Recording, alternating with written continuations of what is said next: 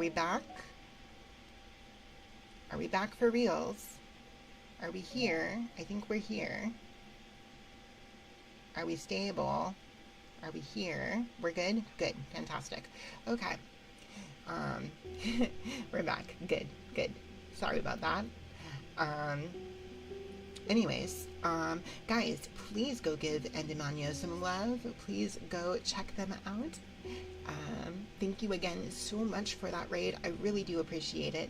Do you prefer Endy, Manyo? Do you prefer the whole thing, in terms of like being referenced to?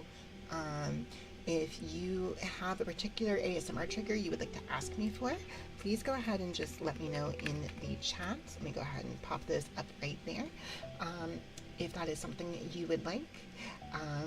Endy, fantastic. I will, Endy, if you have a particular ASMR request you'd like to ask for, please just let me know. Don't worry about channel points or anything like that. For everybody else, we do have a channel point redeem for triggers, and I will get 2 triggers in between chapters when I can. But yeah, please feel free to request whatever you would like. And yeah, let's see. Could I do my favorite trigger? Ooh, okay, yeah, we could do that. So a favorite among the chat is our fizzy water one. We haven't actually done that one yet. I guess I could do that one. But if you want to know my personal favorites, I tend to like ear tapping.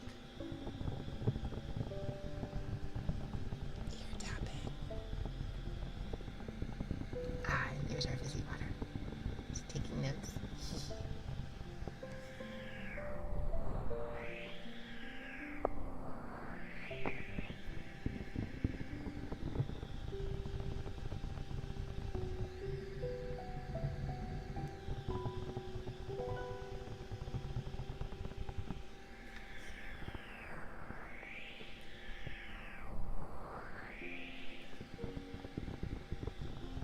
But yeah, I'll go ahead and get this fizzy water then as well.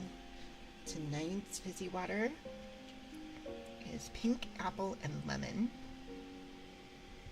So give me 1 second. I'm going to try not to make too much of a noise when this opens.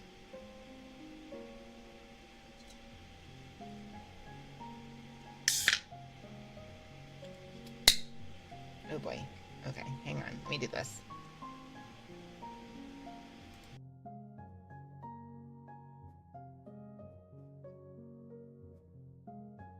There we go. Okay. All right.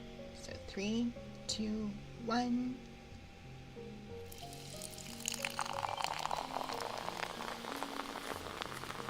Thank you for the follow, Kevin.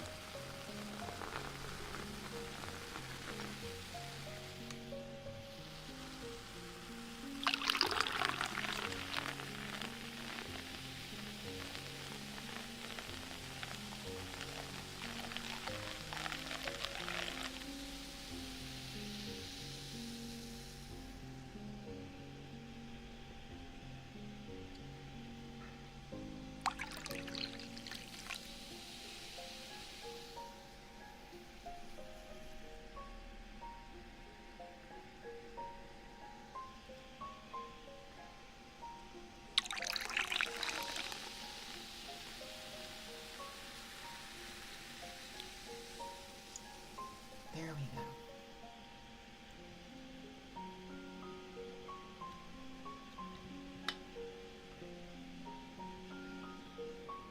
All right. Thank you for that theme. I also really like that flavor. It's very, very good. Any kind of citrus flavor ones are good. So I am going to throw this out there just because it's happened twice now, and it probably will happen again. There is a possibility that we are going to hit another connection hiccup at least one more time in the course of the stream. If it happens, please hang tight. We have been having those every so often. I am in the process of trying to figure out with my ISP how to not have them happen. It doesn't happen very consistently, but it does happen occasionally. When it happens, we come right back up almost immediately. So if the connection hiccups, please hang tight. I will be right back probably within a couple seconds. So, okay. But thank you again for the raid, Endy. Please go check Endy out. Please go return that love. And I definitely want to check them out after this too. So let me go ahead here and we're going to continue on with the story.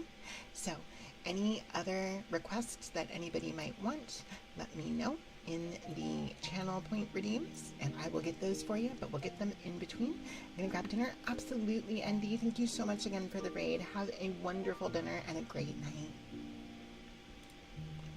All right.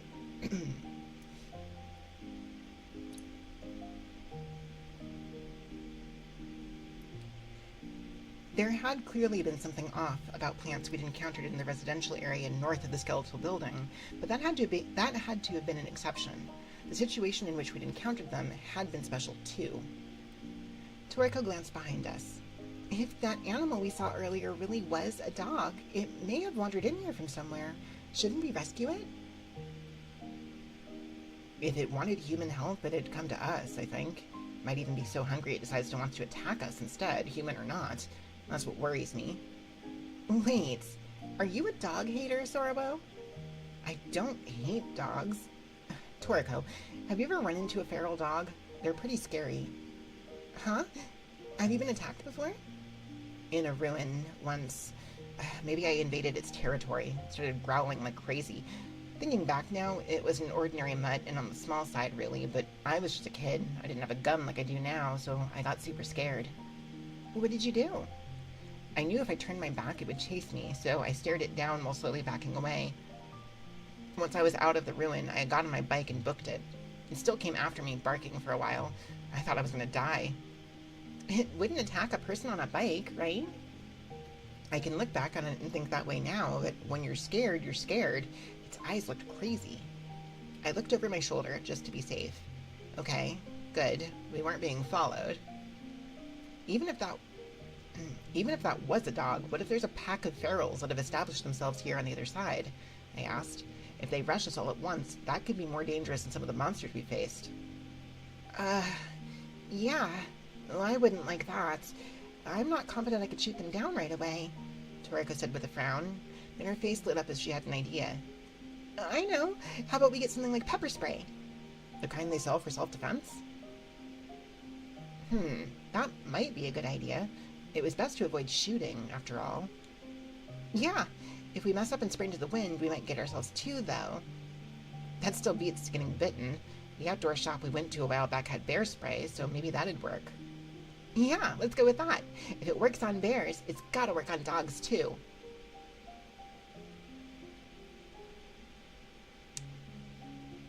Now that I think about it, I had the most fun when I was talking to Toriko about stuff like this. I never felt tense at all when we were talking about exploring the other world. It was exciting, and the back and forth between us came easy. Toriko was quick thinking, reliable, and could make up for my shortcomings. I don't think I could have asked for a better partner. That made things easy on me, but... Oh my gosh, thank you so much for the resub, Dad. 20 months is amazing. Thank you so much. Was this the kind of relationship Toriko wanted? While I was lost in my own thoughts, Toriko suddenly spoke. Oh, but wait. If there's dogs, maybe there's bears too. There's an unpleasant thought. Well, sure. It's possible, I guess. I know, right? Wait, no, hold on. We don't even know that was a dog yet. Right now it's possible that any animal could be here, I said. Well, sure. Right?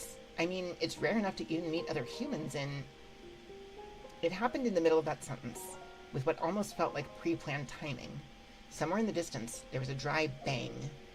As it echoed across the mountains, growing fainter, the two of us looked at one another. That was...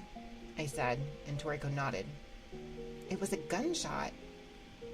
I stopped the AP-1 and killed the engine. We stayed put, listening for a while. There were rustling leaves and the babbling of a stream down below. The wind stirred the fallen leaves. Was it just one shot? I asked. Sounded like. Could you tell what kind of gun it was? Not from that far off. Or not from just that. It was pretty far off, right? I think so. Was there someone other than us here? There had been unidentified victims of the Kunikune, Abarato, who'd lived over here for weeks, and the U.S. forces trapped at Kisaragi Station, so it wasn't that surprising. Still, it brought a possibility that I hadn't considered in a while to mind, and I started feeling restless. Dogs or bears were one thing, but humans with guns were a much more serious kind of trouble. The other side was just for me and Toriko. I didn't want anyone else here. What do we do? Toriko asked. It took a while before I could respond. What if we encountered another human being, and they were hostile to us? Alvarado had been friendly, but the next person we ran into might not be. Worst case scenario, it could turn into a shootout. Was that being too pessimistic? Maybe I needed to calm down a little. That person could be a fellow explorer, like us. But what if they weren't sane? Or what if they thought we were monsters from the other side, like that time at Kisaragi Station? If we do run into someone, I'd rather not get shot, I replied. Do you want to make sure we stand out? If anything, I'd prefer they not find us before we find them. The AP-1 was painted red and white. Red stood out in the wild, so it would help prevent us getting shot by accident, but it wasn't good when it came to hiding. What do you think, Toriko? I asked, and Toriko had an immediate answer. I think some degree of risk is unavoidable. We could probably get a new paint job, but I think the noise is the bigger problem anyways. True enough. The sound of the AP-1's engine stood out as obviously out of place in the other world. If we got close enough, it would give us away instantly. How hard should we try to hide as a matter of balancing risk against convenience? If you really want to be careful, we could stop riding the AP-1, put on camouflage, paint our faces with mud, and crawl everywhere. But do you really want to go that far, Sorowo? I shook my head. I figured, even if we did all that, I'm not sure it would hide us from the non-human things here anyway. Yeah, I get it. Let's keep going as we are for now. Okay. I started up the AP-1, and we kept going. The hill curved gently to the right, then eventually there was a big bend in the road.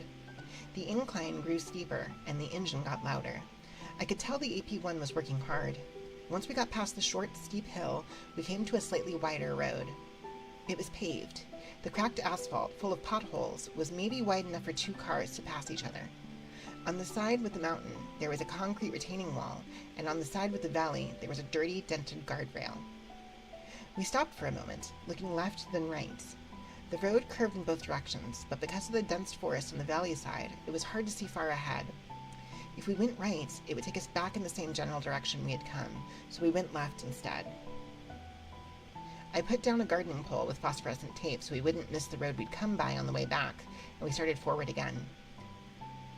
This mountain road ran east to west, and we'd been heading westward since leaving the ridge road where we originally seen the dog. The road we were on had a rather gradual upward incline. Our original goal had been to head somewhere higher up where we could survey the surrounding area, but there didn't seem to be any breaks in the concrete barrier. Wasn't there anywhere with a fork in the road that would take us higher? As I was thinking that, I saw a spot up ahead where there was an indentation in the retaining wall on the mountainside. I had thought it was a fork in the road, but I was wrong. There were concrete steps climbing up the retaining wall. A sign for a bus stop stood at the bottom of the stairs, and an aged wooden bench sat next to it. I stopped the AP-1 in front of the sign. We couldn't read the name or destinations, not because of text corruption, but because the sign was totally sun-bleached. The timetable had suffered a similar fate, with only the grid line still barely visible. The text had been blurred by rainwater that had seeped into a gap in the clear plastic board. Judging by the location of the ink stains, it looks like there was one trip in the morning and one at night, Toriko said as she crouched to look at the timetable. Then she stood back up. You think the buses still run here? Even if they do, we definitely shouldn't ride them. I looked at the time. It was just past noon, so we decided that it was as good a time as any for a break. We sat down on the bench together, lighting up a single burner gas stove to boil some water. I pulled out my notebook and pencil while we waited, and sketched in the path we'd taken here.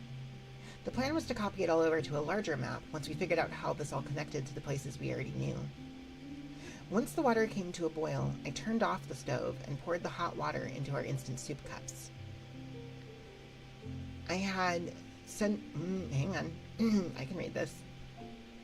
I had sundubu jigai, and Toriko had clam chowder. We bought them at the convenience store on our way here, along with rice balls and fish sausages. The rice balls were pollock roe, salmon, pickled plum, and kelp. We couldn't read the labels, but we could still identify them by the color of the package and the pictures. While I was trying to decide which I wanted, Toriko said, "Let's split them." Oh, yeah, that's an option too, huh? I wiped my hands with a moist towelette before breaking the rice balls in half. When I told her that the dried seaweed was soft and delicious after dipping it in my jigai soup, Toriko got jealous. Must be nice. Maybe I should have gotten bread to go with my clam chowder instead. I don't think that it goes that bad with rice, though. It's seafood, after all. I'll give it a go. The way Toriko stared off into space, mumbling to herself about the clam chowder and rice kind of worked together, but also felt kind of wrong somehow, was sort of weird and funny. It suddenly occurred to me that there were plenty of times I had seen her when her face wasn't so beautiful, or when she had an unguarded expression on it too. Once we finished eating, we boiled some more water to make instant coffee. Deciding I should move around and let the food settle, I stood up, cup in hand. I crossed the road to look over the guardrail at the bottom of the cliff. I could see the glow of glitches here and there in the woods, but nothing moving. If I'd had line of sight to it, would I have been able to see that seemingly fake campfire from here too? Turning back around, I looked up as I took a sip of coffee. Oh, what is it? There's something up there. Toriko came over to stand next to me, and we looked up together. Deep inside the copse of trees on top of the retaining wall, there was a flat surface. Toriko peered at it through her binoculars. That's a roof, I think. Let me take a look. I borrowed the binoculars to see it for myself. That was definitely part of a tiled roof on the other side of the branches. I had planned to climb the stairs from the moment I spotted them, but knowing there was a building right there made me feel tense. I finished my coffee and picked up the trash before moving the AP1 over to the bottom of the stairs. We put the blue sheet over it just in case it rained. If this were the surface world, people would have gotten really mad at us for parking at a bus stop. We each checked our equipment, then looked up at the stairs again. They were steep and narrow, with green moss growing over the concrete surface. I went first on account of my eye. Putting the rifle on my back, I climbed cautiously with my hands on the steps. When I reached the very top, I peered over the edge. Okay, there's nothing there, I called out, and Toriko followed me up. At the top of the stairs, there was a footpath partially buried beneath the undergrowth. Making a mental note to buy a hatchet for future expeditions, I used my rifle to shove the bushes aside as I continued down the short, straight path. There was a tall wall running alongside the path all the way to the distance. The wall was made of old bricks and stood maybe 2 meters tall. There was a tiled roof on top of it. The brick wall had decorative blocks at fixed intervals, and it was possible to peer in through them. I brought my face close to one such indentation. Unlike the shady path, it was bright on the other side of the wall. There was a well-maintained garden. It had a pond with a little bridge and large garden stones. The small gravel path was lined with trees and flowers. I took another look with my right eye. Nope, nothing changed. It sure was a garden, all right. This was so different from the ruins and incomplete buildings we'd seen on this side before now that it actually made it feel unreal. What's wrong? You're making a funny face. Could you take a look too, Toriko? Sure, I don't see why not. I moved away from the hole so Toriko could look in. When she did, her eyes widened. Wow, that's super pretty. It sure took me by surprise. It looks that way to you too? It's a lovely garden. Never knew there was stuff like this in this world too. It doesn't seem like a glitch, but it feels weird seeing so many flowers blooming when it's still so cold. I wonder. Toriko looked a while longer. It might actually be consistent with the season. The flowers that are blooming are plum blossoms, daffodils, and camellias. Really? I asked. I don't know about all of them, but I think these are winter flowers. There's still some snow piled up in the corner too. So it's not just an illusion? There really is a beautiful garden in there? I looked up at the wall. Think we could climb it? I asked. Want me to give you a boost on my shoulders? Well, let's try walking around first. There could be a way in. We had left gardening poles that we used as markers back on the EP1, so I stuck phosphorescent tape on the wall directly in front of where we had come up, and then we started walking. There wasn't anything to suggest whether it was better to start going left or right, so we just decided to go right. Toriko and I were both right-handed, so it was easier without a wall on our right-hand side. The wall eventually bent left, and the path with it. We occasionally stopped to look around, but nothing stood out as unusual. There was the sound of flowing water, so maybe there was a river somewhere nearby. The wall bent left again. We went a little further, and suddenly came out into an open space. It was an empty gravel lot, surrounded by pine and cedar trees. Looking up ahead, there was a large gate in the wall. We cautiously approached the gate. It had an iron grate with a design like there was ivy wrapped around it, and there was a large cast-iron door in it. The old gate was wide open, and we could see a mansion through it. It was an old-fashioned building. I don't know if it dated to the late 19th or early 20th century, but the brick and plaster wall with a tiled roof showed a compromise between Japanese and Western design sensibilities. Turning to look behind us, there was a steep hill paved with rough gravel. The branches of the dense trees on either side of the road covered it like a canopy, leaving it dark even in the daytime. It felt like it'd be a little scary to walk down that way. It looked like there was another path if we kept following the wall, but I was more interested in the mansion in front of us. There any glitches? Toriko asked. None that I can see, at least. That the building was so normal actually made it creepy. I tried throwing some bolts just in case.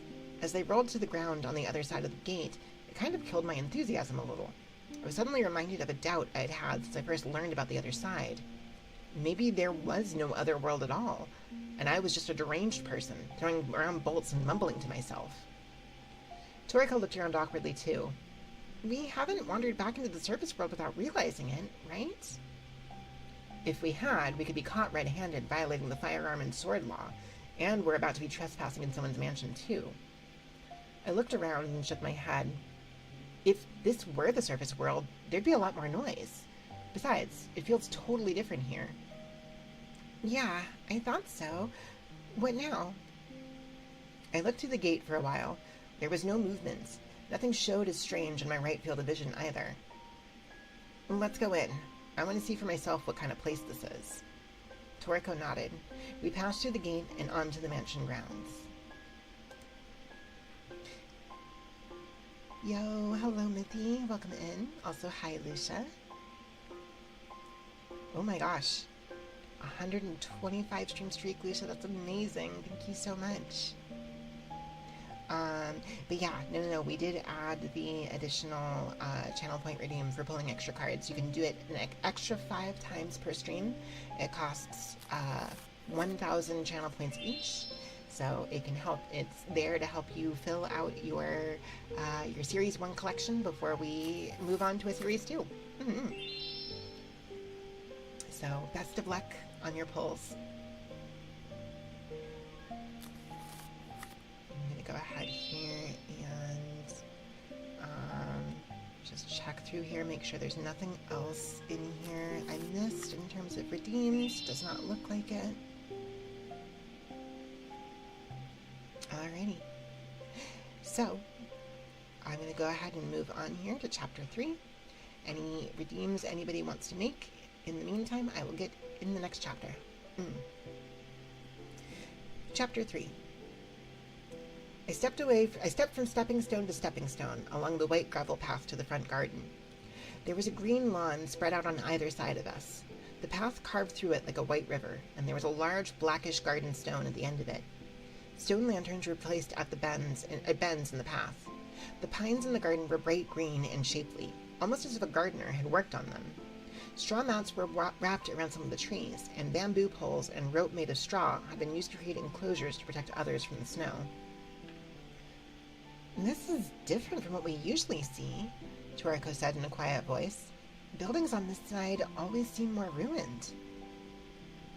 Yeah, it's too neat and tidy. This place was too clean, too orderly. The buildings we encountered always either looked like they had been brought to the side from the surface and left to fall into ruin, or were pseudo-buildings that had been abandoned at some bizarre point in the construction process. This mansion was different. No matter where you looked, it was properly maintained. Unlike other places, nothing seemed suspicious here. At a glance, it looked like an oasis of safety, cut off from the area around it. Yet I still felt restless. There was no sign of danger, but it felt awkward being here. Toriko seemed to come to some sort of conclusion. "Oh, there's nobody here," she mumbled. That was what felt wrong about this place. If we wandered into a mansion like this in the surface world, we'd have at least heard some noise, like the voices and sounds made by the people living there. Even if we couldn't hear them, I'm pretty sure we'd still have this vague sense that there were people inside. There was none of that here. The mansion looked perfectly lived in, but it didn't feel like anyone was here at all. Nothing happened on our way to the entrance. We came to a stop in front of a retro-style door made of wooden lattice and frosted glass. The Hot Spring Hotel in Seibu Shishibu had been old too, but this place looked better built and maintained. "It's like the set of a movie," I said, and Toriko nodded. "It feels too good to be true. Maybe when we go inside we'll find nothing but walls?" "I guess we should take a look." Normally, it would have been dark on the other side of the frosted glass, and I'd have hesitated to open the door, but this time I could see it was brightly lit. I just didn't know how to feel. I checked for glitches again before opening the door. I thought it might rattle, but the door slid open easily, like it had been oiled. There was a small stone-paved entranceway with a raised threshold, leading into a broader entrance hall. On the right side of the stone floor, there was a shoe cupboard that came up to about my chest. There were potted plants and a small porcelain puppy. I think we're back. Are we back? Is everything okay?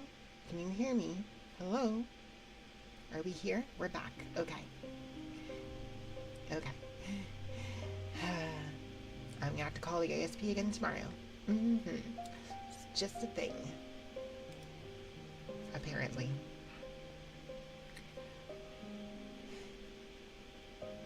I would love for this to be behind us entirely, where we don't have to worry about this anymore, but we're not quite there yet, apparently.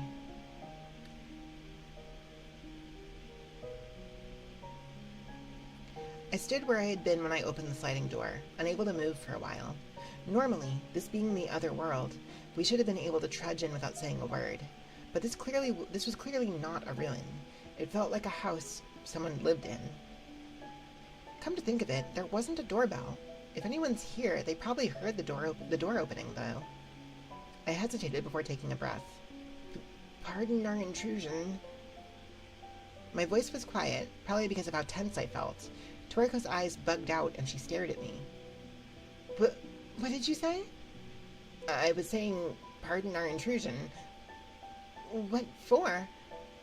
"It's sort of a, may we come in?" "Never heard it before." "Oh. Yeah?" "You surprised me. It made no sense to me. I thought you'd gone nuts." "Yeah, maybe you don't hear it that often lately. Maybe it's unsurprising that someone born overseas hadn't heard it. I might not have used it myself since the times I went to deliver the community circular to the neighbor's house as a kid. That was the situation this reminded me of. Not that the neighbor's house had been nearly this impressive." Anyway, there was no response. We cautiously entered the mansion and left the door open behind us. As I looked down at the raised threshold of the entranceway, I was presented with another dilemma. The wooden floor was polished to a shine, and the idea of treading on it with dirty shoes seemed unthinkable to me. "Welcome back, while running." What do you think, Toriko?" "About what?" "My customs are telling me to leave my shoes at the entrance, but my reason is asking, are you crazy?" "Tracking in dirt can only get us in trouble if there are normal people living here. Seems pretty unlikely here in the other world, wouldn't you say?" "Well, yes, but this is our first time encountering a place like this here. I think we should consider the possibility that someone does live here." "If someone does, they would have shoes of their own," Toriko said, opening the shoe cupboard. "Whoa," she said. "Looks like they do, huh?" There was a whole selection of shoes inside the cupboard. Sneakers, pumps, high heels, men's leather shoes, running shoes for children, lace-up boots, sandals. The cupboard was full of footwear in a wide variety of sizes and styles. Wait, just how many people live here? I asked. I don't think they do. These are probably all new. Oh my gosh, thank you for the follow. Cat Does Crime. I love that name. Oh my gosh. I don't think they do. These are probably all new, Toriko said, looking at the shelves closely. They sure don't look used. None of them are dirty or scuffed at all. Toriko closed the cupboard, seeming a little creeped out. Yeah, this place is definitely weird, she said. Let's keep our shoes on. Should we assume there are sane people here and act polite? Or assume there were monsters and go in ready to fight? Reason tells me that Toriko's right, but still... As I was hesitating, Toriko got fed up. You can be polite about the weirdest things. You know that, Sorrow? Hey, saying that they're weird is uncalled for. Okay, how about this then? Toriko took some plastic convenience store bags out of her backpack. We always carried a number of them with us because they were easy to use indoors. We'll put our shoes in these, and if things go south, we put them back on and bail, okay? Toriko, you can be pretty smart sometimes, huh? I know, right? We removed our shoes and put them in the bags, then took the step up into the entrance hall. There are taverns like this, you know, the kind where you carry your shoes in with you, Toriko said. Sure are. The plastic bags crinkled noisily as we carried them, but I accepted that as a necessary compromise. Besides, if we wore our shoes on this wooden floor, our footsteps would have echoed through the whole house.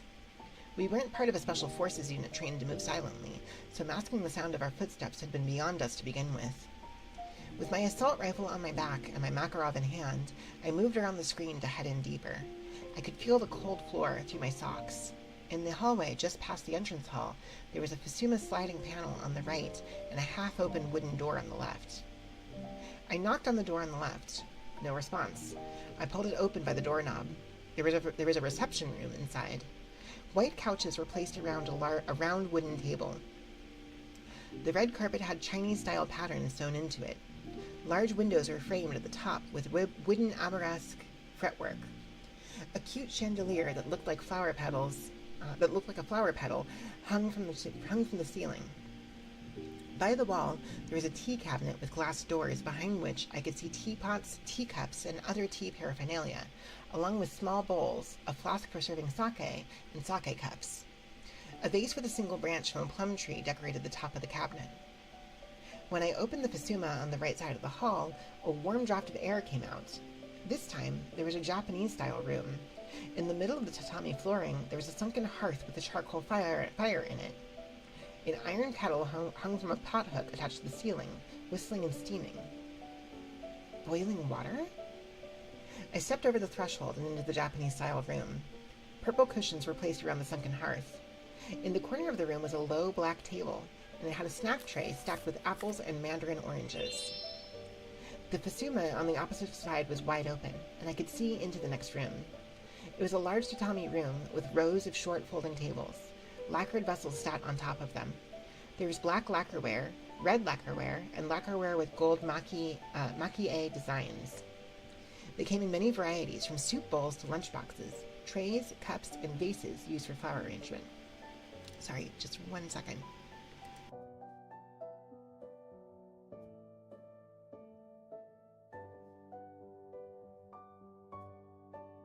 Okay, sorry about that.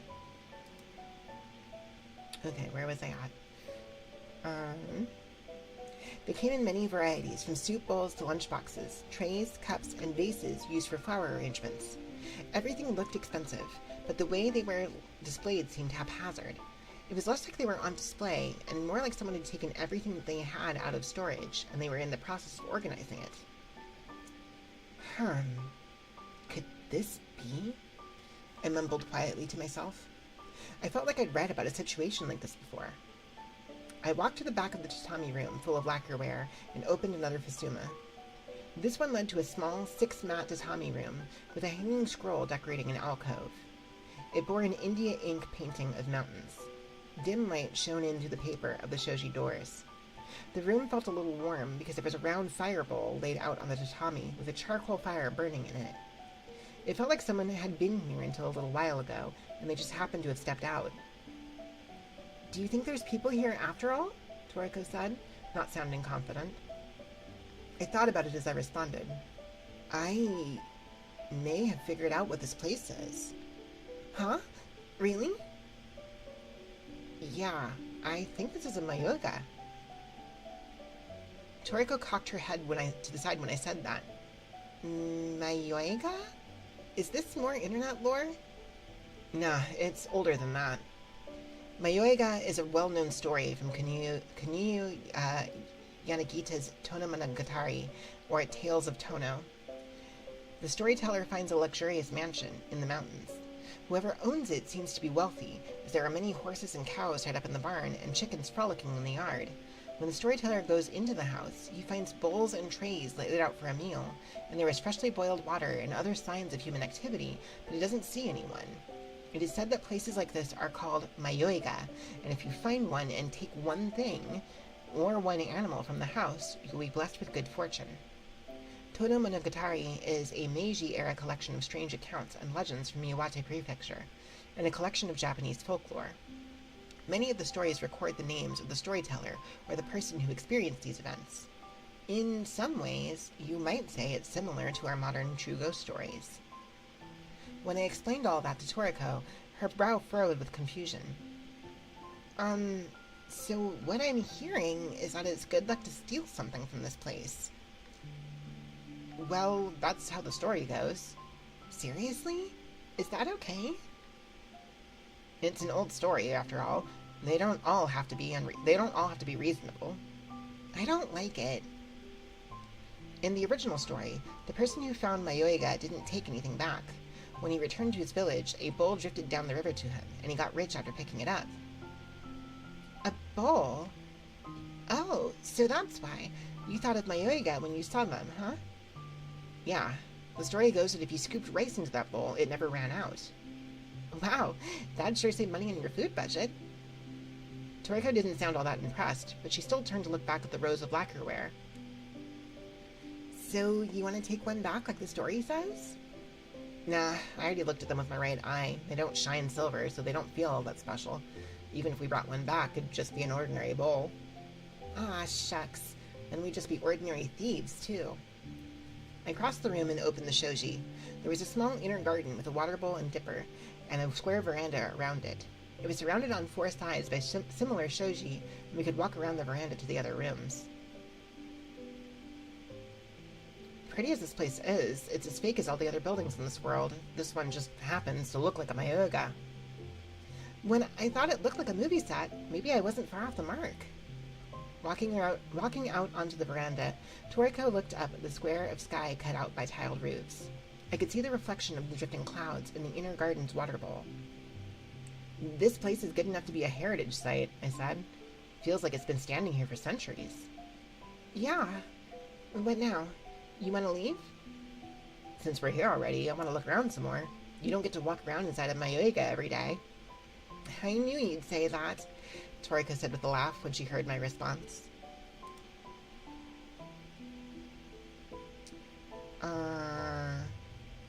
The Egg by Andy Weir, a short story. How short?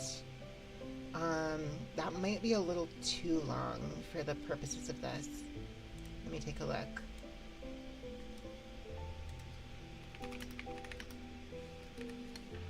How long exactly is this?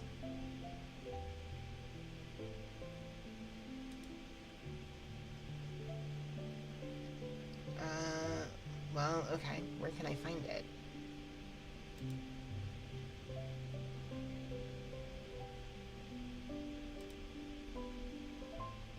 Oh.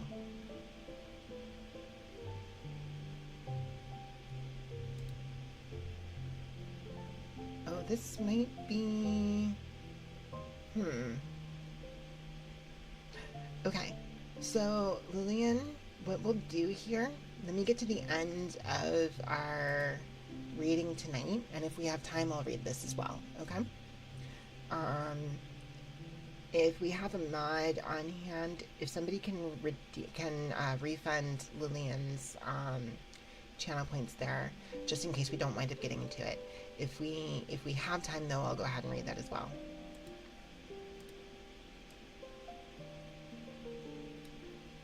Okay, hang on. There we go.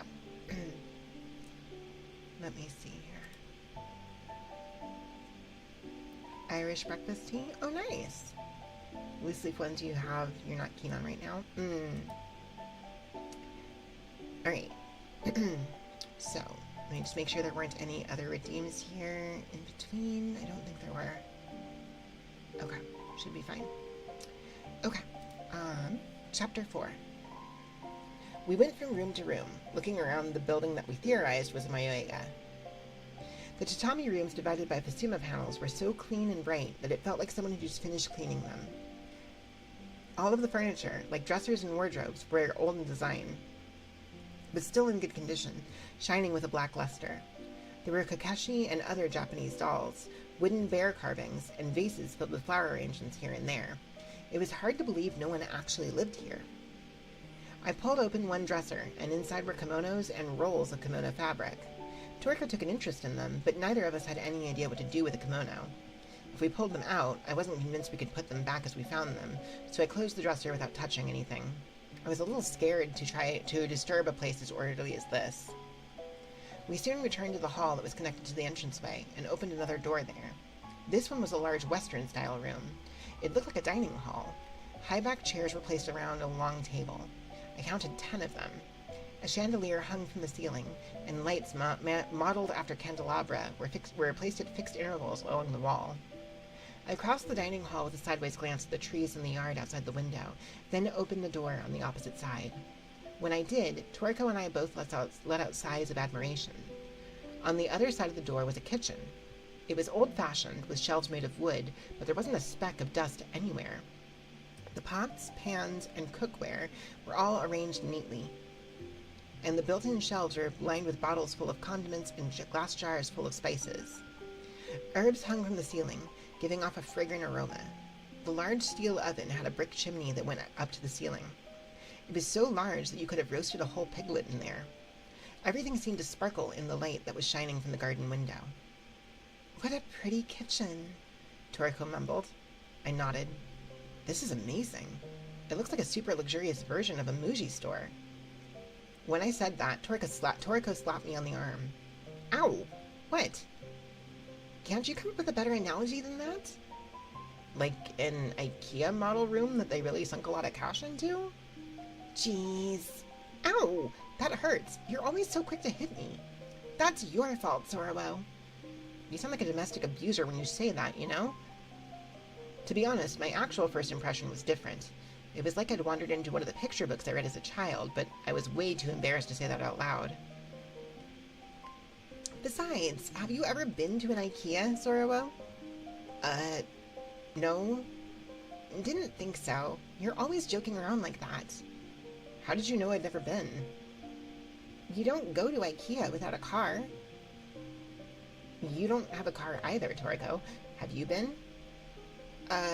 Yes." "Oh, yeah? How about we drop the subject? Weren't you the one who brought it up?" "Fine, I get it. Let's go there together sometime." "Fine by me. I have no idea what it was that she got." There were 2 other doors in the kitchen. One was a back door leading out into the yard. When I opened the other, it led into a narrow hall. There was a staircase with a handrail. It turned at a landing before continuing up to the second floor. Toriko sniffed the air. "Do you smell something tasty?" "Now that you mention it." I poked my head around the back of the stairs and found another door there. Inside there was a storage room with huge hunks of meat on the bone hung up. They looked like legs of large animals. Through the dry, yellowed surface, I could see the red of the meat and the white of the fat. There was a large amount of dried meat hanging in the back, and it smelled delicious. "Is that what you call whole bone-in ham?" I wondered aloud. "Wow, this mansion just has everything, doesn't it?" "The way things are going, maybe it's got a wine cellar too?" "It just has to. If we're gonna take something back, do you want to grab something from there?" "But we haven't even found it yet." We decided to stop counting our chickens and go up the stairs that we'd already located. The second floor was large too, even if it wasn't quite as big as the first. It had a twin bedroom, a double bedroom, a washroom that was the size of a one-room apartment, a retro-style toilet with mosaic tiling on the walls. Reading more and more numb to how posh this place was by now, but still came to a stop despite ourselves when we came upon one room. It had walls filled with nothing but clothing racks, and there were all sorts of colorful outfits on display. There were even shoes and bags. You could probably open up an apparel shop with all that stuff. Is this what they call a walk-in closet? As I stood there admiring the sight, Toriko strode in and started digging through the racks. She's so careless, I thought, checking for danger with my right eye. Toriko, who had been oohing and ahhing at the clothes, suddenly seemed to realize something and started acting serious. Oh, huh? There's this and this. Oh, is that it? I think I get it. What's up? Look at this, Sorrow. It's neat. I headed into the room thinking, what's going on? Toriko took an outfit off the rack and spun around, holding it out in front of me. It was a white, one-piece dress with a floral pattern. What? No, that's not it, she said with a groan, returning the dress to the rack. What are you... I started to say, but before I could finish, she thrust another hanger towards me. It was a super feminine lavender blouse with soft sleeves. Yeah, not this either. Toriko-san? Haven't you ever wanted to try on clothes like these, Sorrow? Toriko wasted no time waiting for my response before she went back to digging through the racks. Hey, hold on, I objected. This mayoiga sure is amazing, huh? Did you notice? What are you talking about? The third outfit she was holding when she turned back was a navy blue, knitted one-piece that looked rather mature, like it would clearly show off the lines on your body. It would obviously never look any good on me, but Toriko pushed it towards me anyways. The way she grinned as I pulled away frightened me. Stop. I'll bet the clothes here are a perfect fit for you. Huh? Caught by surprise, I looked down at the knitted one-piece. Is it? I wondered. They're all retro style, or vintage, I guess you could say. The fabric and tailoring are solid too. They cost us some serious cash back on the surface world. The way things are going, I'll probably find some that fit me. Since we're here anyway, why not try on some of them?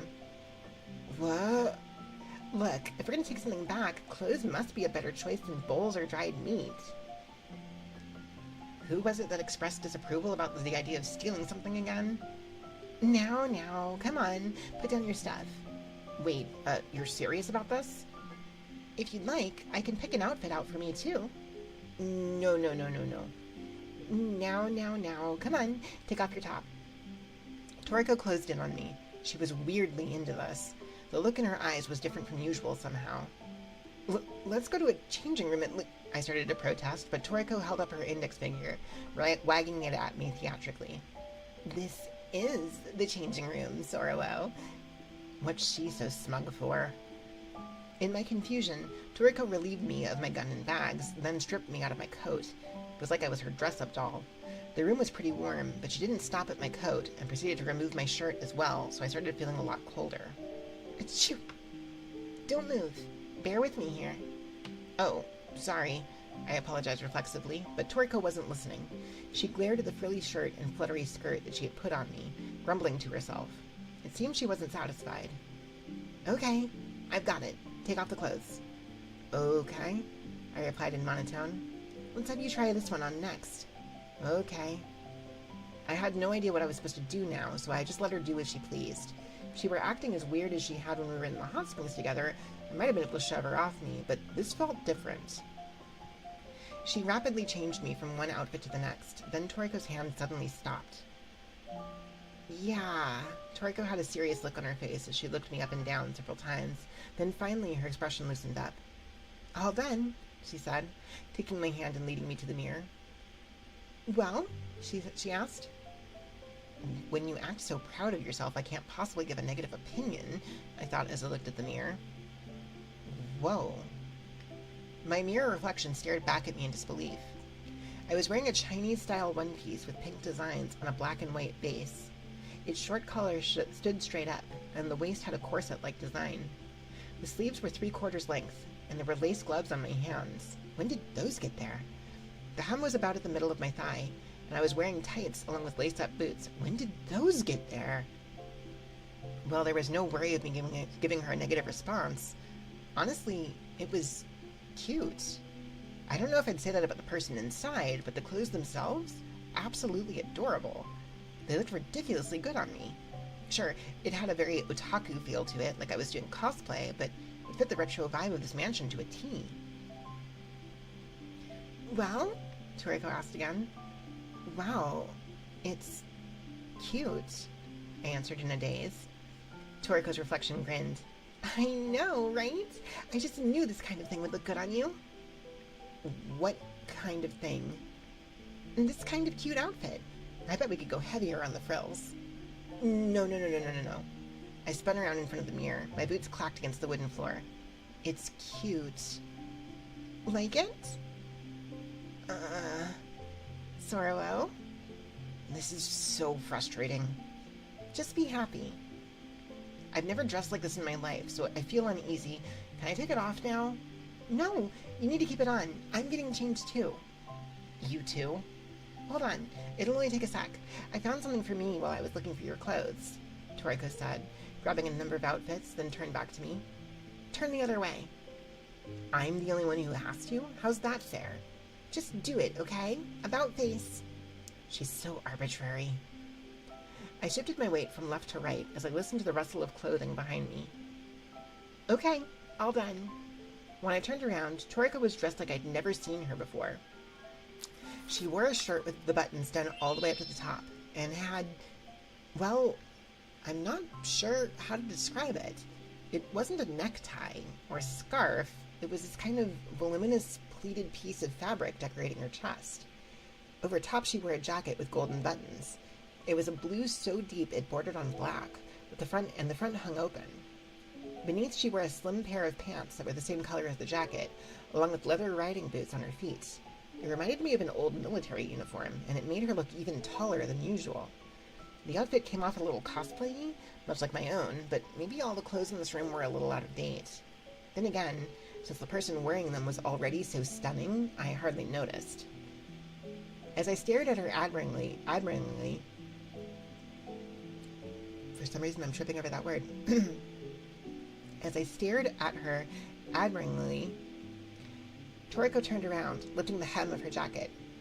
Is it me? She asked. You look so cool, I'm getting mad. Why would that make you angry? Toriko laughed, reaching out with her white-gloved hand. I instinctively took it, and she dragged me in front of the mirror again. What do you think? She asked. About what? About the two of us. Looking at the two of us side by side in the mirror, the clothes looked good on us, and I had to admit that we made a pretty picture. Not bad, I'd say. I know, right? Oh, thank goodness. I'm glad you liked it. Toriko quickly lifted my hand. The inertia made me spin. As I stumbled, I found her hand around my waist. Huh? What? I babbled as Toriko peered at my face with a smile. I just remembered I said I'd teach you to dance before. Now? We could go looking for a ballroom. Her face is too close. Toriko's voice was a touch lower than usual. There was a gentleness in her eyes and a confidence and smile on her lips. It was like changing clothes had let her get into character. I, on the other hand, had received no such benefits. It was just my ordinary self in a cute outfit. Just as I was about to go into panic mode, there was a scratching sound from the wooden floor. Over Toriko's shoulder, near the entrance to the room, I came eye to eye with a creature I'd never seen before and froze solid. Toriko. Is something the matter? Unable to take my eyes off the creature, I moved my face, signaling behind you, and Toriko turned around too. There was an animal on the other side of the door, quadrupedal and standing maybe 80 centimeters tall. It was covered in long, light fur and had thin legs. Actually, its whole body was generally thin. The black eyes at the end of its long snout narrowed slightly, and it stared at us. The dog from before, Toriko said in a small voice. That's a dog? I've seen people walking them before. The animal was big, long, and thin, but now that she said that, maybe it was a dog. It certainly resembled the one we'd seen off in that distant field. The dog didn't bark, but it wasn't acting friendly either. It just looked at us, unmoving. It was probably wary of us, but I couldn't be sure whether it was hostile or not. I was scared that it might lunge at us if I made any false moves. As I stared at the dog, weighing our options, I heard a voice. "Hannah, what's the matter?" A slim, elderly lady approached from behind the dog, her steps echoing throughout the mansion. She had her gray hair tied behind her head, wore a brilliant orange camo jacket, and had a gun resting on her shoulder. That was how hunters dressed. When she saw us, the old lady's eyes widened. Oh my! Both Toriko and I were too surprised to say anything. In the time we had been exploring the mansion, we'd gotten used to the idea no one was here. We had long since forgotten the owner might show up. "It's so rare to see guests here," the old lady said. I suddenly snapped back to my senses. Would you happen to live here?" I asked hastily. "Yes." I'm sorry. We were so sure nobody lived here." "Oh my, it's quite all right. Don't fret." "No, I mean, we just let ourselves into a stranger's house, then started going through her wardrobe." No, it's fine, really. After all," the old lady said, smiling mischievously, "this isn't my house either." Hello, Dr. Smug. Thank you for the posture check, Sam. Checking to make sure there's no redeems. It looks like no. Alrighty. Chapter 5. The old lady said her name was Tadate, then led us downstairs. "You can keep those shoes on, the clothes too. I think they look quite nice on the two of you." You're sure?" I asked. "They're dirty shoes." "Yes. You must have come through the entrance over there, I suppose. The one over here is a Western-style entrance, so coming in with your shoes on is perfectly fine. It's an odd layout for a mansion, though." Toriko kept quiet, leaving the talking to me. Her face was calm, but I knew better. She'd gone into her usual shy mode. I was a little hesitant to do it, but just to be safe, I'd given them a quick check with my right eye. Neither the old lady or her dog had that silver phosphorescence around them that revealed a monstrous true form. The dog had her head turned towards me when I did it, so I hurriedly looked away. She must have felt me looking towards her. Trust those canine instincts. We followed Tadate and her dog into a hall with a high ceiling. The stairs from the second floor curved as they led us down into the hall. Marble flooring, a dark red carpet, and heavy double doors. If we'd come in through this entrance, I never would have even considered taking my shoes off. Tadate crossed the hall as if she knew it well and opened another door. It led to a small cafe-like room that had a number of round tables with chairs around them and a wall that was all windows. A wood fire in the fireplace kept the room warm. "Please, have a seat. I'll put on tea. Wait just a moment." "Oh, you don't need to trouble yourself," I said. Tadate left through another door. Her dog stayed behind, lying down in front of the fireplace, resting her jaw on her front legs. She looked even longer when she laid down like that. And I believe we have a picture. Let me see here. I think this one should do it. Yeah. So we've got Tadate right here, and her dog Hana, who I believe is a borzoi. And borzois are pretty weird looking, so it makes sense that Soroa would have not immediately identified it as a dog. So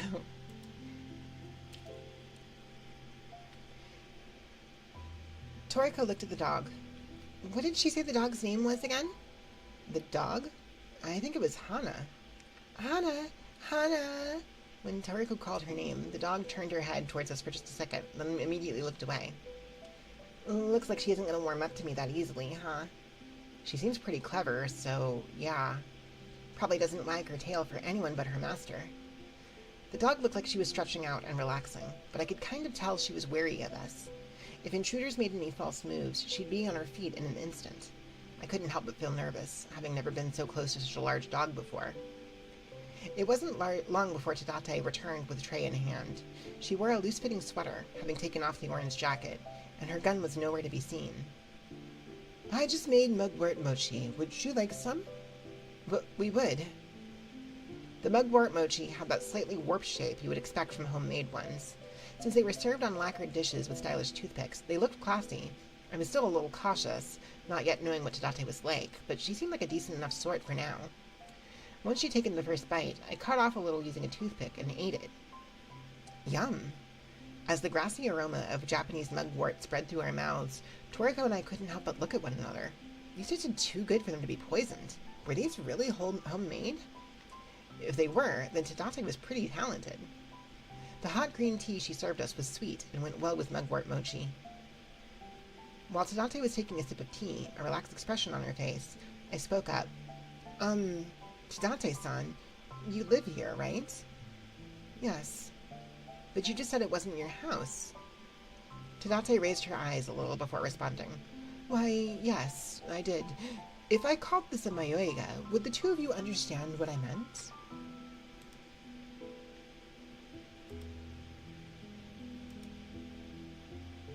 Toriko looked at me in surprise.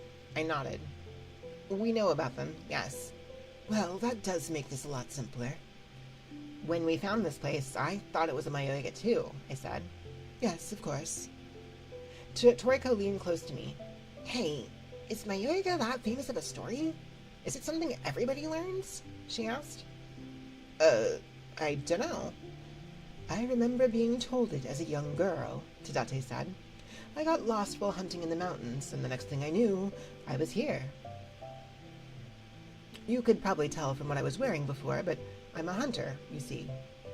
When I came across this house, I thought, oh, I'm saved. But when I came to ask for directions, there was nobody here. I assumed that the owners were simply out at the moment, but I waited, but nobody came. Eventually, it occurred to me, oh, this is a mayoiga, like the one from the story. Tadate drew a circle in the air with her toothpick before continuing to say, You know how the story goes, that if you bring something back from the mansion, you'll be blessed with good fortune. Well, it occurred to me that if I did that, I would probably never be able to return here. That's how it goes in the original story, yeah, I said. That felt sad to me. You see, I'm quite fond of this mansion. The layout is a bit strange, yes, but... Oh, that kitchen! Oh, the kitchen, Toriko mumbled, and Tadate's face lit up like a child's. You saw it? Why, it's simply wonderful. Ideal, like something out of a dream or a picture book. I simply fell in love with it. And so, that's why you took up residence here? I asked. Why, yes, it is. Tadate nodded, slightly embarrassed. I was dumbfounded. Who would ever think to make a mayoiga their house? Wouldn't have occurred to me, that's for sure. So what's your story? Did the two of you get lost as well? No, we came across this mansion while exploring this world. Exploring? My, it sounds like you've been having fun. So you weren't lost but came here on your own? I wouldn't have thought it possible. Toriko and I looked at one another.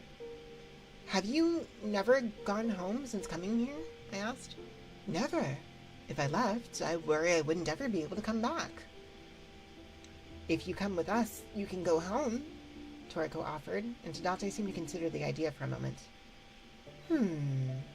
If I ever find a reason that I simply must go home, I may take you up on that. I lived alone for a long time before coming here, and this is the ideal house for me, so I have no lingering attachments to my former life.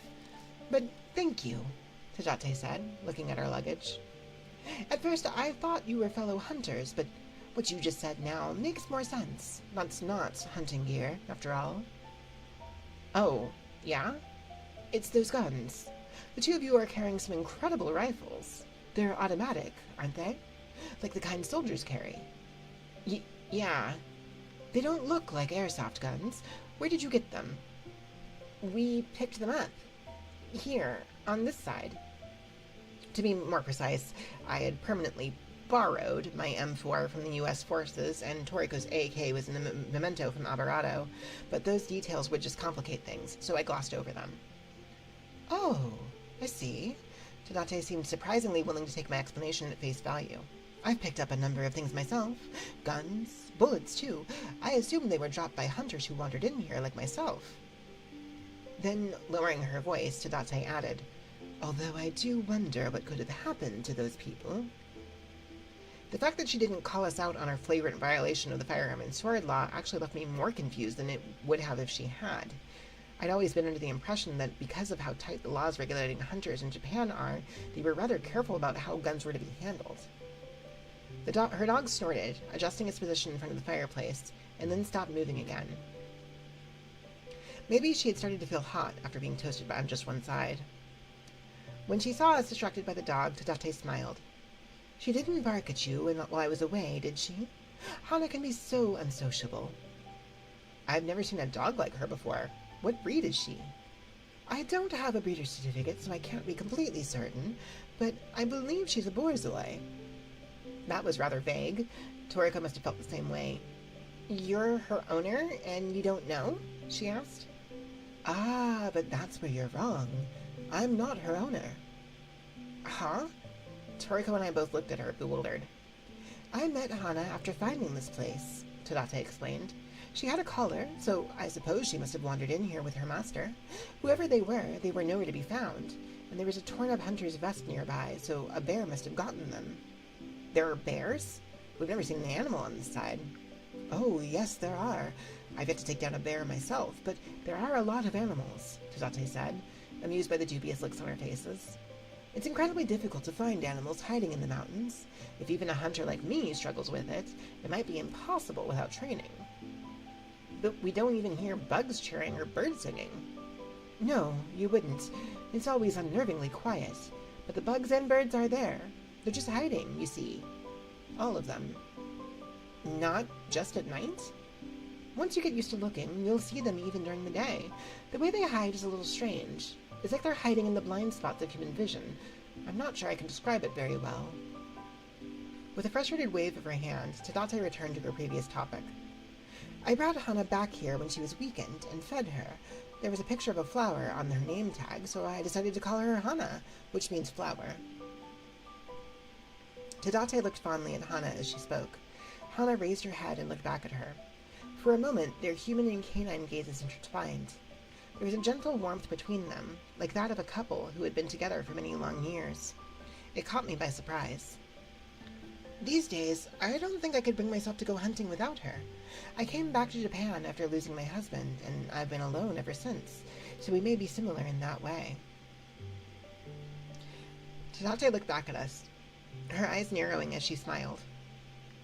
Kamakoshi-san, Nishina-san, you two look like you make fine partners.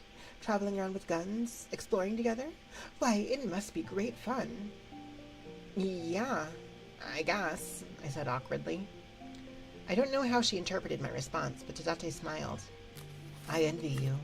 If only I could have found a friend like that when I was younger. Couldn't sleep, so you're here? Welcome in, Milkman. Hana snorted unhappily, as if she understood exactly what Tadate was saying. Why, yes, I do think you're a good partner, she mumbled. And beside me, Toriko broke into a beaming smile. It felt like I was sitting next to an IR heater, the way waves of heat washed over me. I felt one side of my face getting toasty. Not wanting to look at Toriko, I turned my head away. My eyes met with Hana's as she was stretching, but she heartlessly looked away, so it didn't help at all. We heard a gunshot before coming here. Was that you, Tadate-san? I asked Tadate in an effort to change the subject. Yes, it probably was. Did I startle you? I apologize. I found a deer and took a shot, but it got away. Toriko, seeming to remember something, said, Come to think of it, I think we saw Hana before that, in a meadow below the mountains. Oh, did you? I noticed she was missing. I wonder if she went out to have a look at the two of you, Tadate said, looking at Hana lying by the fireplace. Hana is fast, so she goes off quite a long ways sometimes. On her own, leaving me behind. I worried at first, but I'm sure she understands things better than any human, so I let her do as she pleases now. Tadate let out a slightly troubled laugh before continuing. Oh, goodness me. Here I am, letting a big old hunting dog wander wild and free. It wasn't long ago I'd never have considered doing that.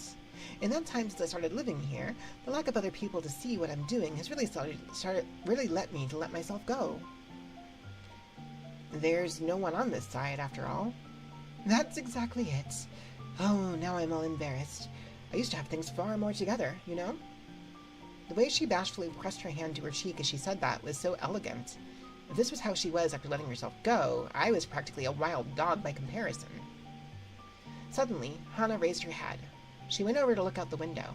That made me look outside too, but all I saw was the trees in the garden. Hana? Tadate called her name. Hana didn't respond. Her attention was on something else the rest of us couldn't see. What's gotten into you? Tadate asked, rising from her seat to go place her hand on Hana's back. Hana turned her head back to Tadate. Their eyes met. Something's nearby. A bird, or a deer, perhaps. How can you tell? I asked. If it were a bear or a boar, Hana would be more alert. Tadate waved a hand at us. Since we have the opportunity, do you want to go and see? Huh? I have to change into my outdoor clothes. Let me teach you how to find a living creature. Hello, milkman. Welcome in. Welcome in.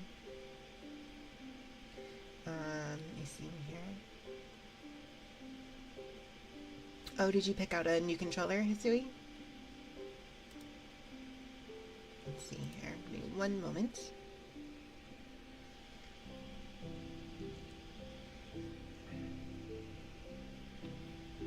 Okay. Chapter 6. Toriko and I hurriedly changed back into our exploration outfits before heading outside. Tadate, who was waiting at the entrance with Hana, looked at us in amusement. Oh, you brought your guns with you? Yeah. Is that a problem? No, not at all. It's good to see you're so motivated. Despite saying that, Tadate was carrying her gun, too. Maybe she figured that if we did find something out there, she couldn't rely on Toriko or me to be able to hit it. Hana began walking ahead of us. Tadate followed as if it were natural for her to do so, and we trailed behind them. The side of the mansion that we hadn't seen yet, the one with the western-style entrance, had a circular driveway for cars. Here, too, the trees had been maintained, but not by Tadate. They must have been like this all along. Hana left the grounds and turned right, walking with a confident gait. She followed the wall until we reached the first gate that Toriko and I had come across. Hana's face was turned to the left as she walked. She was keeping that dark hill pathway, the one with branches growing over the top of it, in her line of sight. I thought we might be heading there, but we kept going straight instead. Hana never took her eyes off the hill road, though. What's at the end of that road? I asked, but Tadate shook her head. I don't know. I've never gone that way. It's too dark to see, and I find it a little scary. That had been my initial impression, too. Oh, I see. I've walked all around the area surrounding the mansion, but that place is the one exception. Hana won't go near it either. There may be some danger that I can't sense there, so I've made a conscious decision to avoid it. One moment.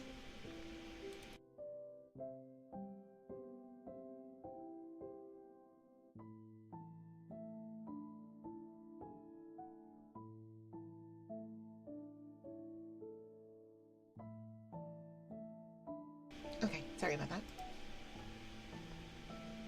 Hana slowed down at a bend in the wall. If we took another right turn here, we'd be back at the spot where Toriko and I had climbed the stairs from the bus stop.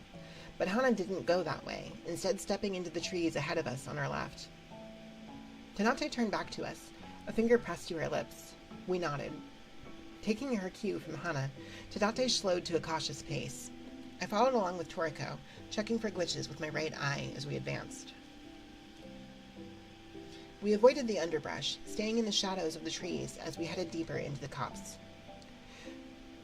There were small wet noises as we tread across the moist leaves on the ground. In the silence of the forest, even those were easy to hear.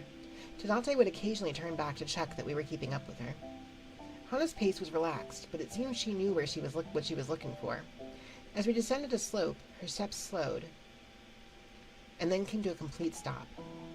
Tadate crouched low and headed over to Hana. Hana lay down where she was. We had stopped behind the two of them, but Tadate signaled to us, so we crouched down and moved closer. Tadate pointed up ahead.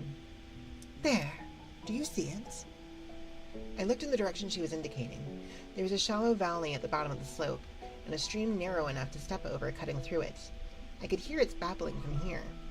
The slope heading back up on the other side was much like this one, covered with a little more than scattered trees. That didn't change under scrutiny from my right eye. I'm not seeing anything, I said. Don't try to look too hard. Huh? Stare vacantly, without focusing your eyes. It might be better to use your peripheral vision. Now try to move your head slowly, without focusing on anything. I was confused, but tried to do as she asked. Stare vacantly, without focus. Oh. I swallowed involuntarily. Something moved where there should have been nothing. The shape of a deer with antlers emerged from the background. It was about 50 meters ahead, beside the stream. I see it, Toriko cried out, her surprise equal to my own. The deer raised its head, possibly alerted by us. It was an odd way of seeing something. This was completely different from it being camouflaged with colors or patterns. The only things I saw directly were the outline of the deer and its movements. It was like an optical illusion, where even though I knew something was going on, my brain was still tricked. That impression grew even stronger as I tried to focus on its antlers. It was impossible to tell them apart from the shadows of the branches and leaves. I couldn't find the dividing lines between its body and the background. Is that thing really a deer? I asked, but Tadate did not answer. Her gun, which had lifted into a firing pose, was pointed at the deer. Tadate fired, and a burst of smoke obscured our vision for a moment. On the other side of it, the figure of a deer stumbled as if pushed. It took one step forward, and its legs gave out and crumpled to the ground. Tadate exhaled, lowering her gun and standing up. Hana rose too, then started down the slope. As we followed, I noticed I could now clearly see the fallen deer next to the stream. Still alive, it struggled weakly with wheezing breaths. A red wound between its head and neck showed where it must have been hit. The shape of its face was kind of weird. Antler-like structures had developed around its eyes in several overlapping layers that were like the underside of a maitake or kukerage mushroom. It was like it was wearing a blindfold. Tadate drew a knife as she knelt down, grabbing the deer's antlers with one hand, inserting the blade into its throat with the other. The deer didn't so much as groan. When she withdrew the knife, the animal's ragged breath stopped, and blood of a surprisingly deep color flowed out into the ground. Tadate stood up. You two did well. That finally brought me back to my senses. Wow, you took it down in one shot. Not just one. Look, Tadate said, pointing at another bullet wound on the thigh of its left hind leg. This was the one that got away before I met the two of you. I was worried about it, so I'm glad it stopped here. Tadate took some rope out of her bag and began tying it to the deer's hind legs. What now? I asked. I butcher it. It has to be done immediately, or it will start to stink. Tadate tied each of the deer's hind legs to a different tree, pointing the head downwards. The blood flowing out of the slash wound in its neck created a thin red stream. Tadate stuffed some of the fallen leaves on the ground into the deer's anus, then took her knife again and began making incisions around the anus. At that point, she turned to look at us. Are you two okay with this sort of thing? We nodded, and Tadate went back to work. She stuck the knife in its belly and made a vertical incision. Steam escaped, and there was a bloody smell. She reached in to grab the innards, pulling them out one after the other. The long intestines came out together with the anus. Tadate threw most of the organs aside haphazardly, but the heart was an exception. She washed that brilliant pink lump the size of a person's fist with water. Once it was clean, she cut off a piece with her knife and gave it to Hana. The dog received it as if it were hers by right. Then Tadate cut off another piece and put it in her own mouth, like they were sharing a fruit of some sort. You eat it raw? Toriko's shocked exclamation was met with a mischievous grin from Tadate. Just one bite. You shouldn't imitate me. I'm a bad, bad girl. Having finished her share, Hana looked up at Tadate with her dark eyes. Tadate patted her on the head, and Hana moved away again. There it was again. That sense of closeness between them made my heart skip a beat. One touch and one scrap of heart meat. That was all it was, but I suddenly felt like I was seeing something very private. Tadate put the rest of the heart in a Ziploc bag and resumed butchering the carcass. She removed the bones with an experienced hand, slicing off hunks of meat. Ketchup! Hello! Welcome in! Welcome in! How's it going, Ketchup? How was your stream? I hope it went well. How was your ASMR stream? How did it go? Welcome, welcome, Raiders! Oh my goodness. Oh gosh, give me 1 second there. Whew. Ketchup raid, let's go. Welcome in, welcome in. Hello, everybody who came in with Ketchup's raid. If you are not familiar with me, my name is Sucrose Yurishigeki, Kumajo in training. I'm a variety streamer and a magical girl bear VTuber, and I mostly focus on retro style content. I also play a lot of Granblue Rising, so if you like fighting games, I do that as well. On Sunday nights, I do cozy content and ASMR. Stream went well. Chat kept you busy. Fantastic. I'm glad to hear it. But yeah, if you want to hang out and listen to some story time, I'm reading File 18 from a late novel called Otherside Picnic. It is they're picking on you. They're all over 6 foot and called you small. Oh no, catch up. Oh no. What was I saying? Oh yeah. So this light novel is about 2 college-age girls who find themselves in an alternate world, where it's like kind of like post-apocalyptic and like there's nobody there and stuff like that. But they find like SCP style monsters on that side of that world, and they start hunting them basically. It's also a Yuri series. They've slowly, very, very slowly, been kind of gaining feelings for each other over time and finally starting to express that. So, like, we're finally getting to the point where we're getting some, like, relationship advancement, I guess. But yes, if you want to hang out and listen, we are almost, I think, through File 18. I think we're close to the end of it. But you're more than welcome to be here to listen and kind of hang out and take in the cozy vibes. But if you do need to read and run, I completely understand that. Please take care of yourselves post-stream. Also, catch up. If you have a particular ASMR request you'd like to ask for, please let me know. As usual, you know how this goes. So, but same thing for everybody else here. We do have channel point redeems. This is an ASMR stream. There are our trigger requests. If that is something you would like to ask for, please put in a channel point request and let me know.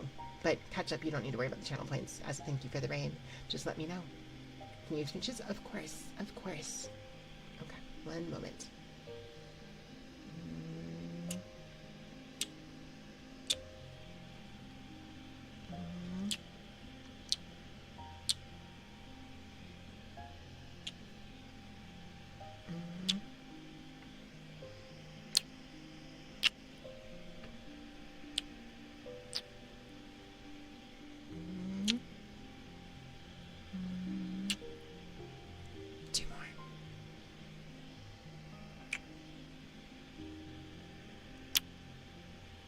There you go, catch up. I hope that was good. If anybody wants to request anything else, I will get to it in between chapters. But again, thank you so much, catch up, as always, for the raid. I really appreciate it. And if you have to head off from here, I hope you have a wonderful night. And guys, you know catch up very well. If you haven't checked out his streams though, and you do like the ASMR stuff, he does some very, very good ASMR streams. So please go check him out as well. Let me see here. Tadate put the rest of the heart in a Ziploc bag and resumed butchering the carcass. She removed the bones with an experienced hand, slicing off hunks of meat. You two are used to using guns. That surprised me, Tadate said without stopping her work. Huh? Why do you say that? I asked, not sure what we were being complimented on. We hadn't fired a single shot. You are careful not to point the barrel at others. You'd be surprised how many people can't do that. Well, maybe she was right. I'd been no good at it in the beginning, and only became more careful with constant warnings from Toriko. When my eyes met Toriko's, she gave me a smug look. I wasn't amused. I'd say that about does it, Tadate concluded, her hand stopping. The deer was fully butchered.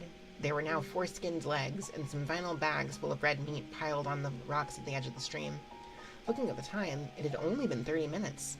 That felt like it couldn't be right. All that was left were the clearly separated skin, the head, the bones, and the organs.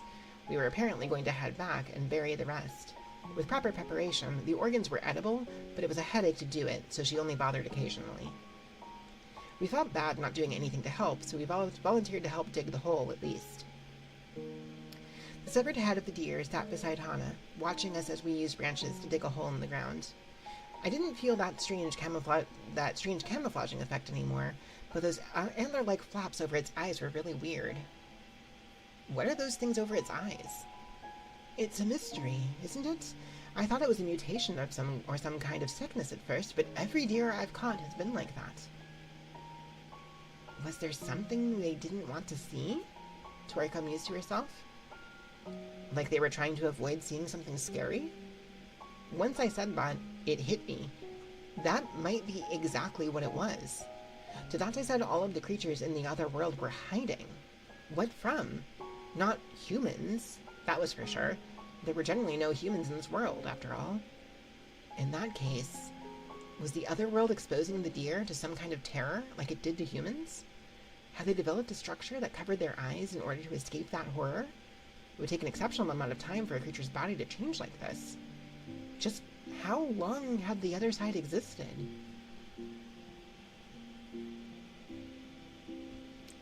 Alright, let's see here.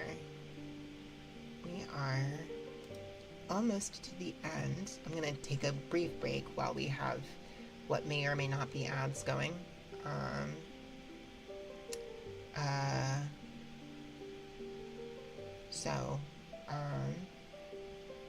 I just realized, I think the YouTube end of everything may have stopped entirely.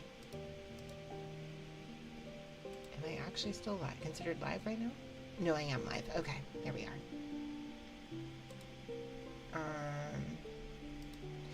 Oh, wait a sec. I wonder if that means I wasn't able to see the chat. Hang on. Let me go grab that real quick. Oh, there's the chat. Okay. Okay, so there was chatting happening there. So I apologize if I missed that. Hi, Darkness, if you're still there. Whoa, hello, Asaki! Welcome in, welcome in! How's it going? Welcome in, Raiders. Asaki, how was your stream? How was your ASMR stream? I hope it was good. Dumb Fox Raid, let's go. Thank you so much for the follow. And the prep. Oh my gosh, congrats on the SR pull on your first card. Let's go. Welcome in. How was your stream? I hope it went well. I am doing well, thank you.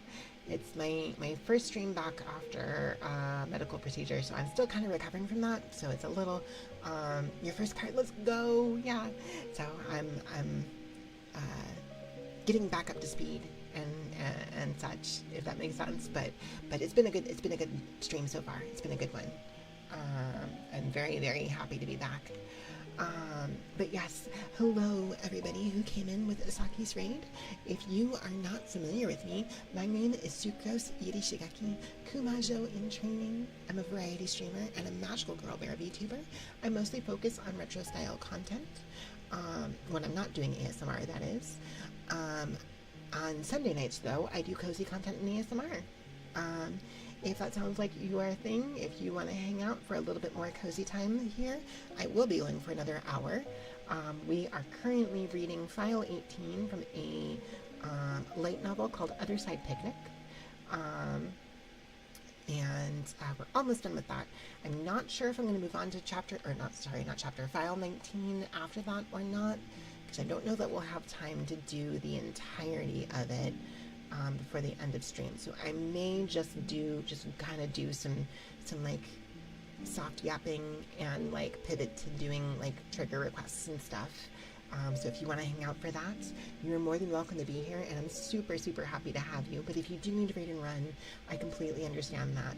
Please take care of yourselves post-stream. If you need to go head off to bed or go get some food, get any kind of self-care done, please make sure to go take care of yourselves. But you are more than welcome to be here, though. I'm super, super happy to have you. Thank you again so much for the raid.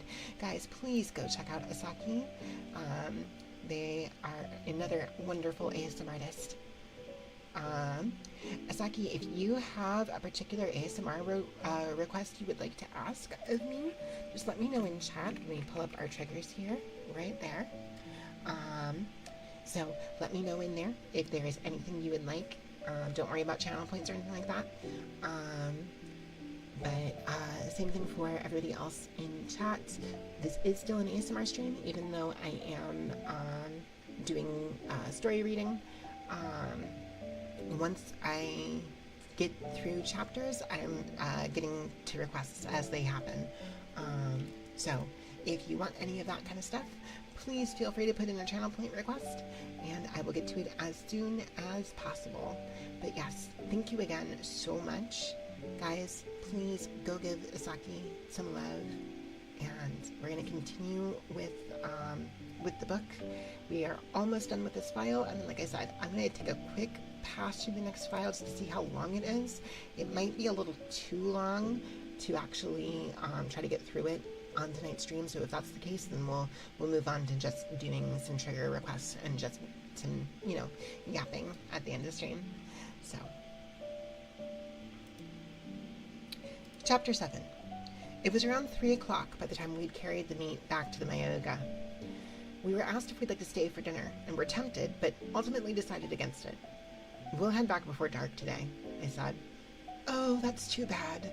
Do come visit again sometime. I'm always eating with Hana, but I'll make my best game dishes for you next time you're here.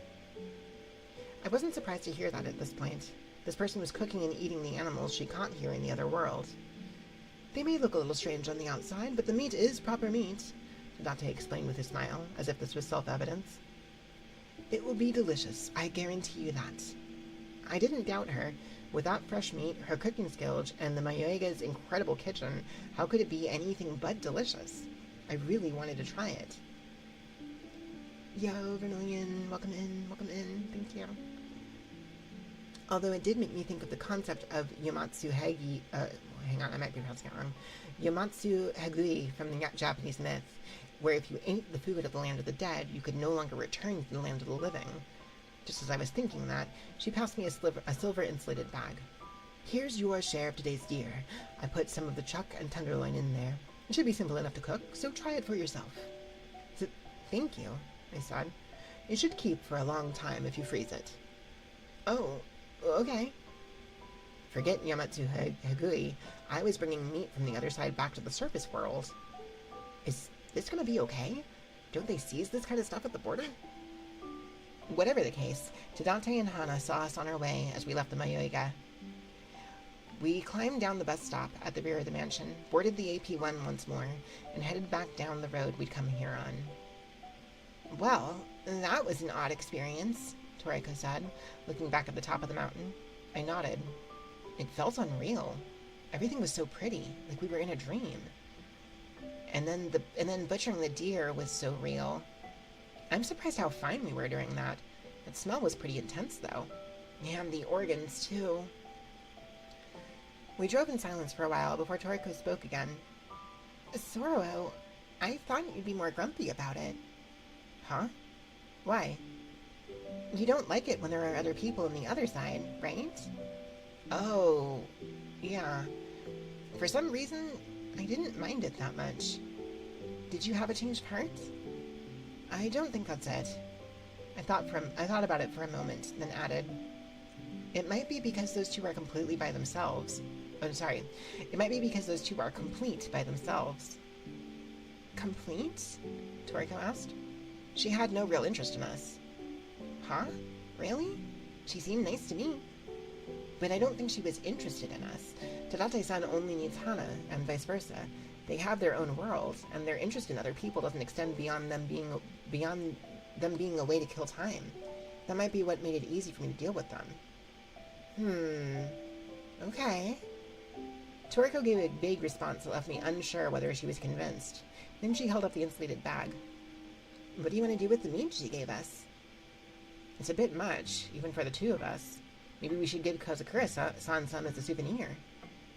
Oh, hey, how about a barbecue party then? It can double as our after party. These cuts are big enough to make steaks out of. It'll take some courage to eat meat from the other world, though. I was thinking that too, but it's too late now. How so? She said she made those mugwort mochi too, right? Yeah? I'm thinking maybe the mugwort was grown on the other side too. Oh. Chapter 8. After returning from the other world, I occasionally dreamed about the Mayoiga. It was always the same dream. Tadate and Hana stood in front of the gates of the mansion, looking towards the dark hill road that led into the forest. Something was climbing that hill, the gravel audibly crunching beneath it. What appeared next changed each time.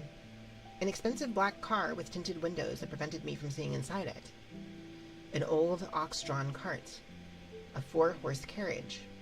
A portable shrine carried by a large group of people. A big, black, bear-like creature. I never managed to see what expressions the person and her dog greeted them with before the dream ended. Although we hadn't had a single frightening experience in that Mayoiga, every time I had that dream, I would wake up with my heart pounding. And that is the end of file number 18. So let me see exactly how long file 19 is here. I think it might be a little on the long side.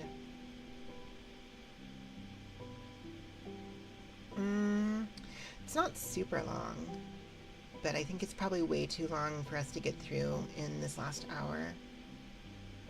How long was this last one? Hang on. That might help me judge that. This one was... Let's see, 72 through...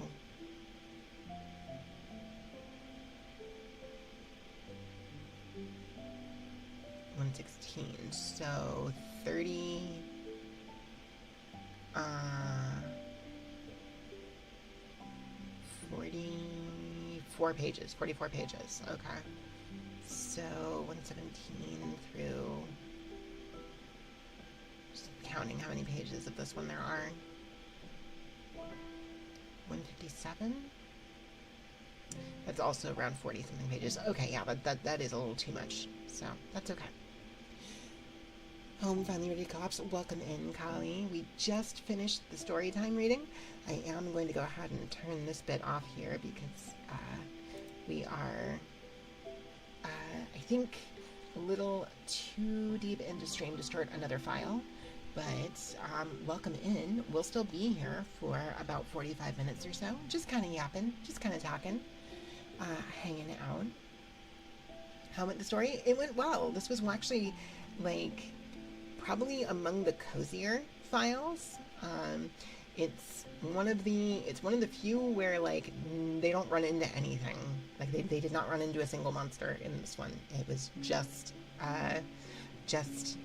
Tadate, Hana, and the deer, which was just like a deer and not like a deer monster. So, yeah, and like I said, one of the few where they just don't run into anything creepy. So, it was a good one. It's a little bit of a, like, what was I saying? A little bit of kind of an interstitial chapter. The next file is called Hashaku-sama Revival. For anybody that was around for file number 2 all the way back then, Hashaku-sama was the monster that they ran into and defeated in that second file. So that's an ominous title, I guess. Let me see here.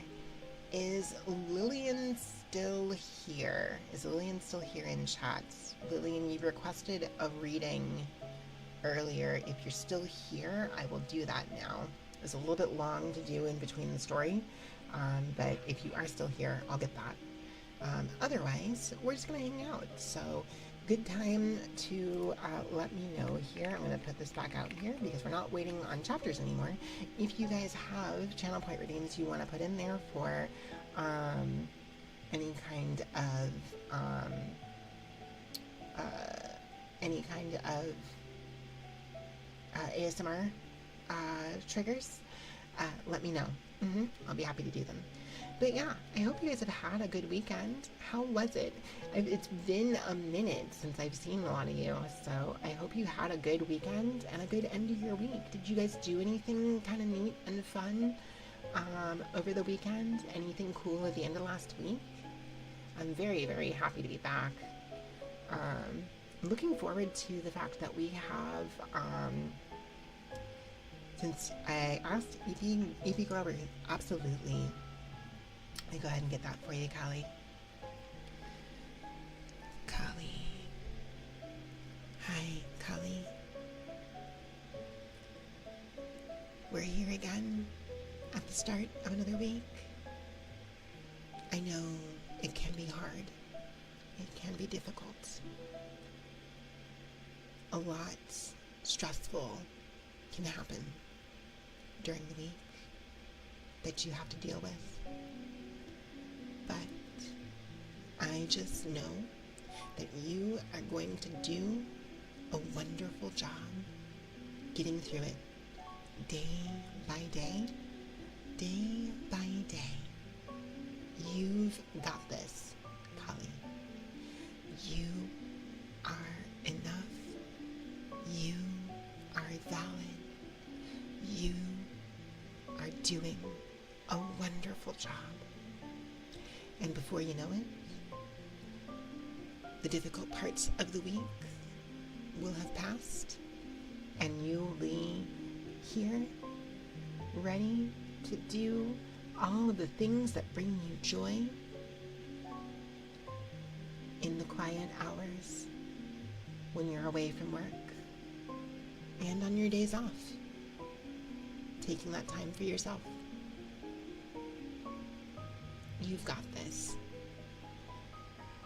You got this. You are doing a wonderful job. You are valid. You are enough. I believe in you. You are a very, very, very good girl, Callie. A very good girl. You've got this. There you go, Callie. I hope that was good.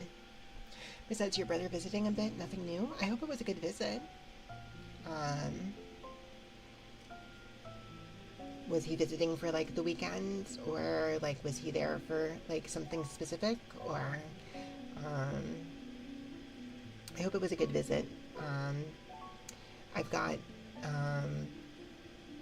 it's always interesting, right? Because like family and siblings especially can be complicated sometimes, right?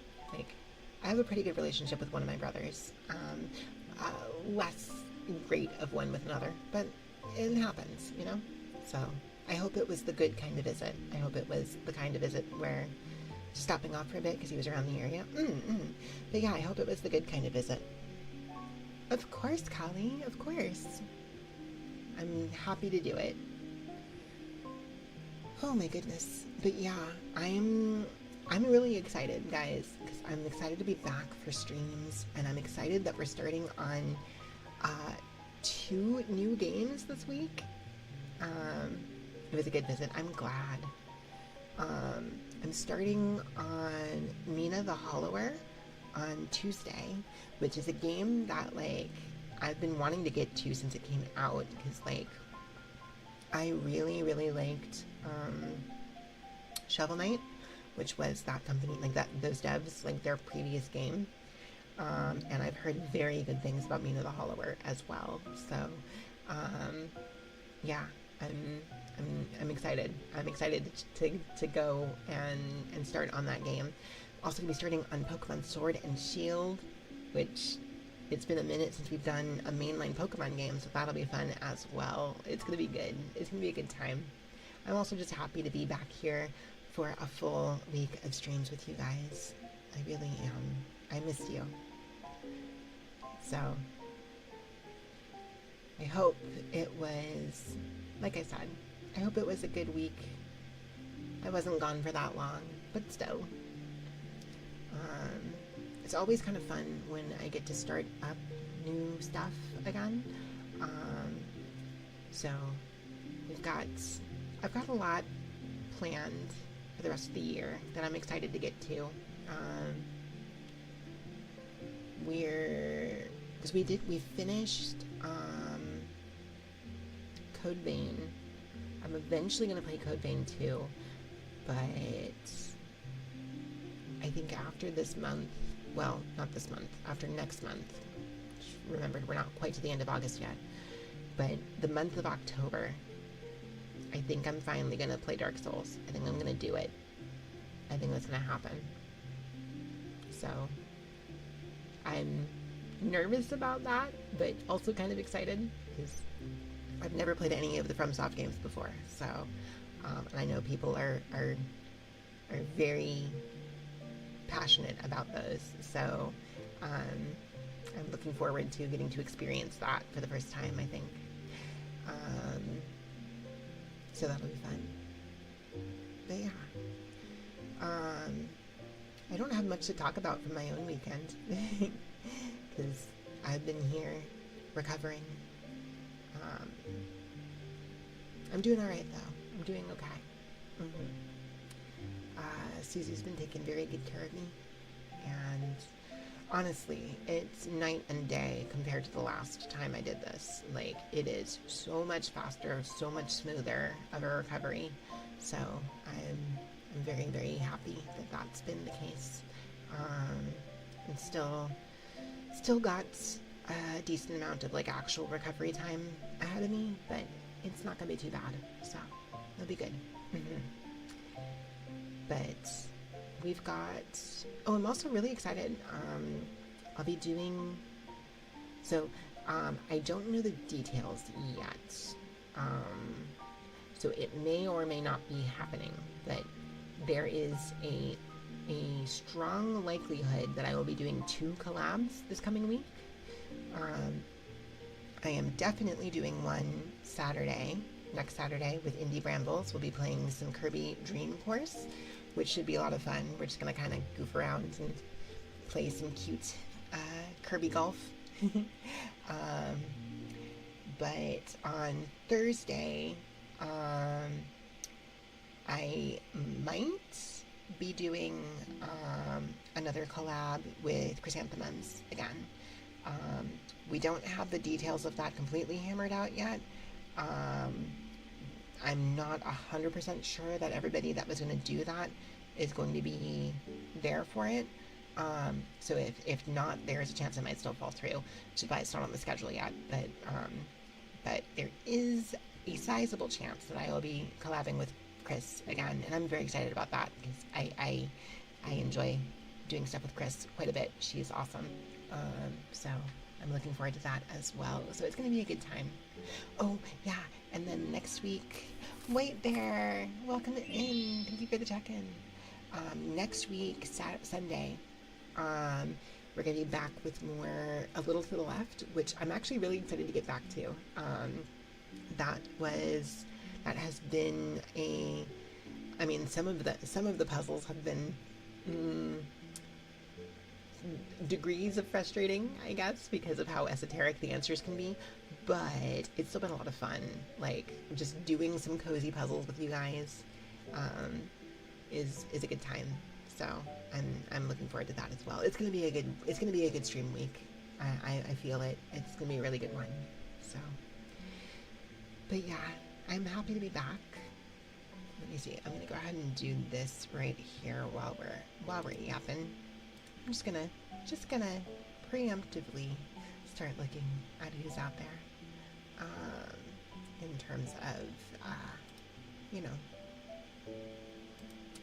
In terms of potential raid targets, even though we're not raiding out for another half hour here.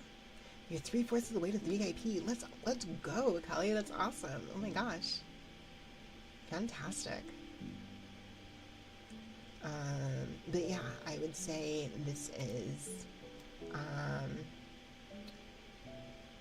I guess, your half an hour warning. If you have redeems you would like to put in, it's a good time to do it because we will be heading out here before too much longer, but you've still got me here for a bit. So let's see here.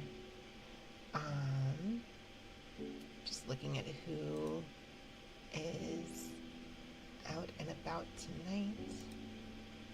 Hello, Anon. Welcome in. How's it going? I hope you're doing well. Thank you for the check-in.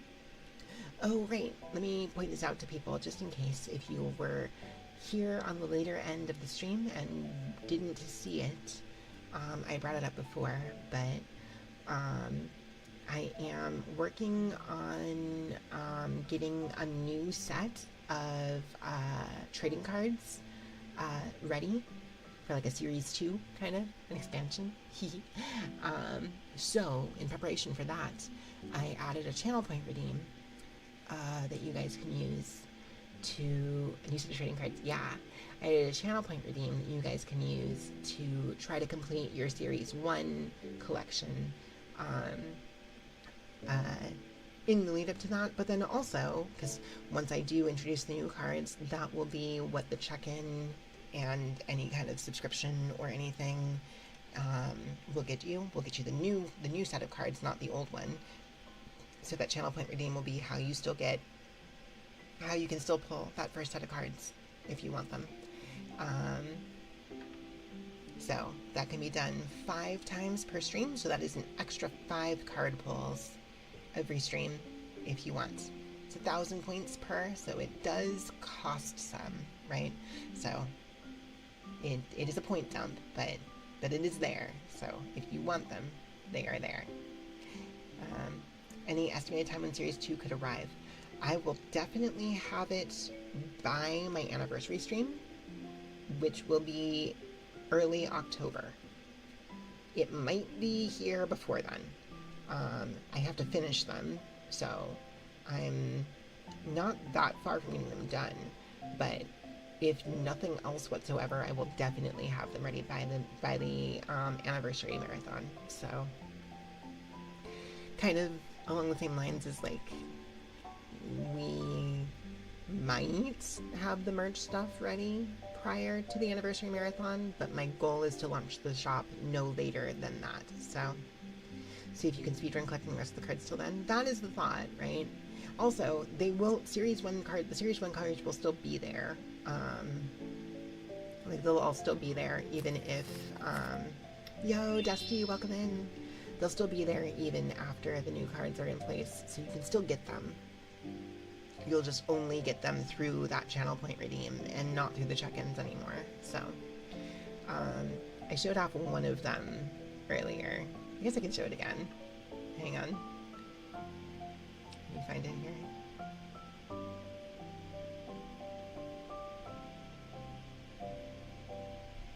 Ooh, do I show off a different one maybe this time? I don't know. Let's find out. Let me see. No, I'll show off the same one again. Thank you for the follow. Is it Ret XD? Am I pronouncing that correctly, I hope? But welcome in. But yeah, there is one of the new SRs. So I'm happy with how they're coming out. I think they're looking pretty good. So so look forward to that. Thank you. So there will be another, it's going to be another set of 30. So this one might have the counts a little bit more skewed though. Before, in the last set, we had, I think we had 15 commons. We had 15 commons, 1, 2, 3, 4, 5, 6, 7, 8, 9 rares, and 1, 2, 3, 4, 5 super rares, and then the 1 SSR. This one, we've got 12 commons. 1, 2, 3, 4, 5, 6, 7, 8, probably 9. I think the 9 rares are, probably 9 rares again. Kind of reminds you of an updated version of one of the Sucrose artworks. What do you mean? I mean, that was artwork done by Kona. How was the medical procedure? It went well. I'm recovering pretty well. Still definitely in recovery, so kind of trying to take it easy on a lot of fronts, but especially compared to last time, it's going significantly faster. Like I only having to take a couple days off streaming as opposed to like a month before. I'm glad that I didn't have to take that long, because that would have been a long time to have to wait. But I am it's still a recovery process though, so it is still a recovery in process. My again, I don't want to get like too graphic with anything, but I have hit the point in where like incisions are recovering, where like it's starting to itch and not just hurt, and that drives me a little crazy. So that's a little bit rough, but aside from that, it's been fine. So I will be this was in part a means to kind of try to test and see. Thank you for the hydrate, by the way. Extra head pads, because now you can redeem. Let's go. Oh, now you can't redeem. Got it. Okay.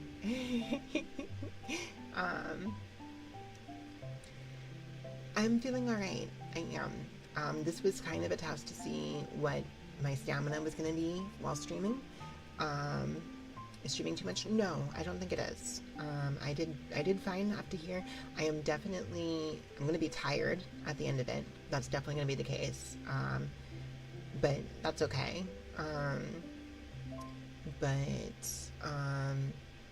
Yeah, at the very least, doing the 3 hours seems to be perfectly fine. I'm not really running into a problem with that. We'll see on Tuesday.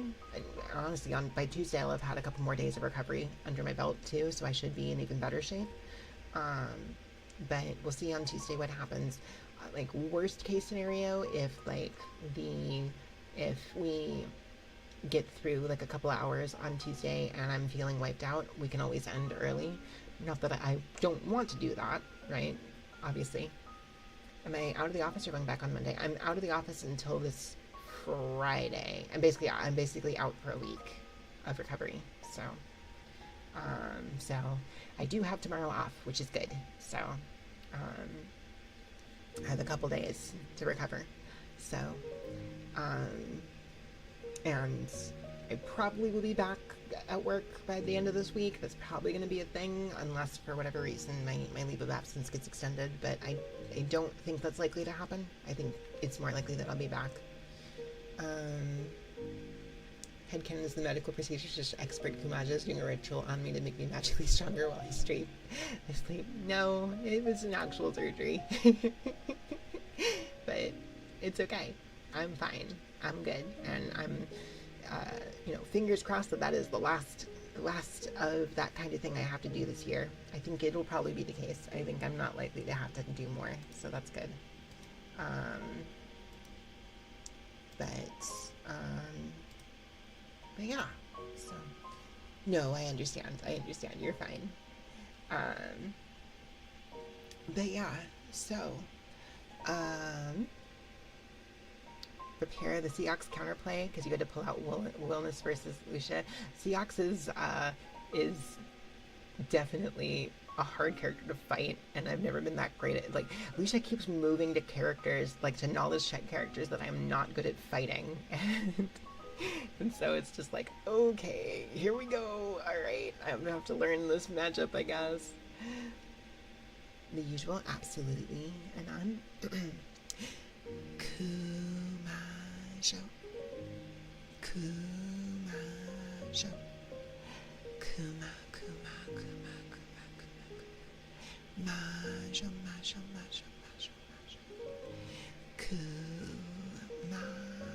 Kumajo, Kumajo,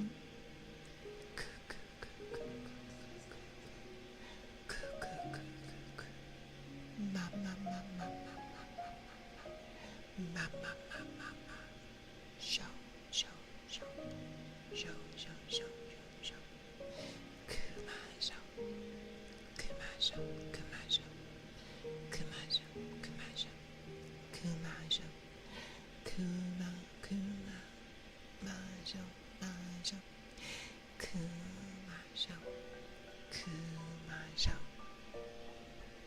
There you go. But yeah, no, like I feel that, like I said, Lucia keeps maining characters that like I have a bad track record against, and it's just like, dang it, I have to learn this matchup now. All right, that's fine, I guess. It sucks because like I do want to start playing Versusia more again now. Like I really want to get back to playing her more often again. And that is not a fun matchup for Versusia at all. Like it's just like, it's like if Versusia can get to him, then he explodes. But like getting to him is a problem, and Empty Hand just completely nullifies her entire kit. And it's just like, great, okay, cool. You're happy. You look forward to my Kumajos every Sunday. I'm glad to hear that. But yeah, it's a thing for sure. Like that matchup is rough. I do think I'll do better at it when I get my feet back under me with that character, but I may not want to. I may want to just be like, nope, I'm playing Jita. It's fine. So that's a thing. I'll admit I had a maybe slightly frustrating day today, in terms of like fighting game progress, I guess. Didn't feel like I was doing that well, but that's okay. And those kinds of days happen. And I'm also still recovering, and so I'm, that's a thing, right? So, what?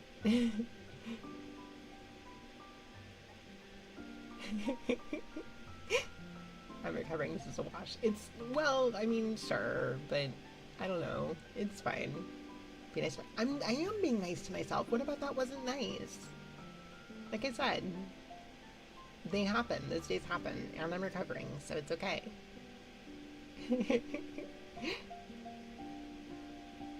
Oh my god. That is not what is happening here. Oh my god. Whatever, you guys, it's fine. What's up?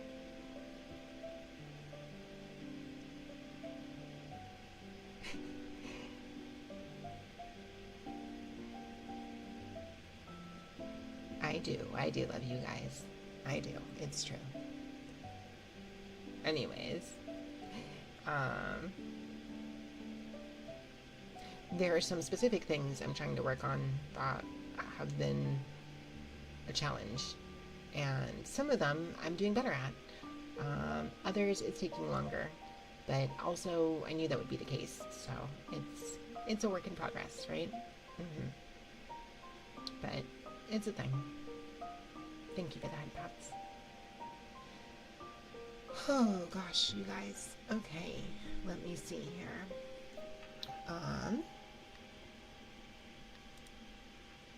Just gonna take a quick peek at who's out there. We're not rating just yet, but I do want to know.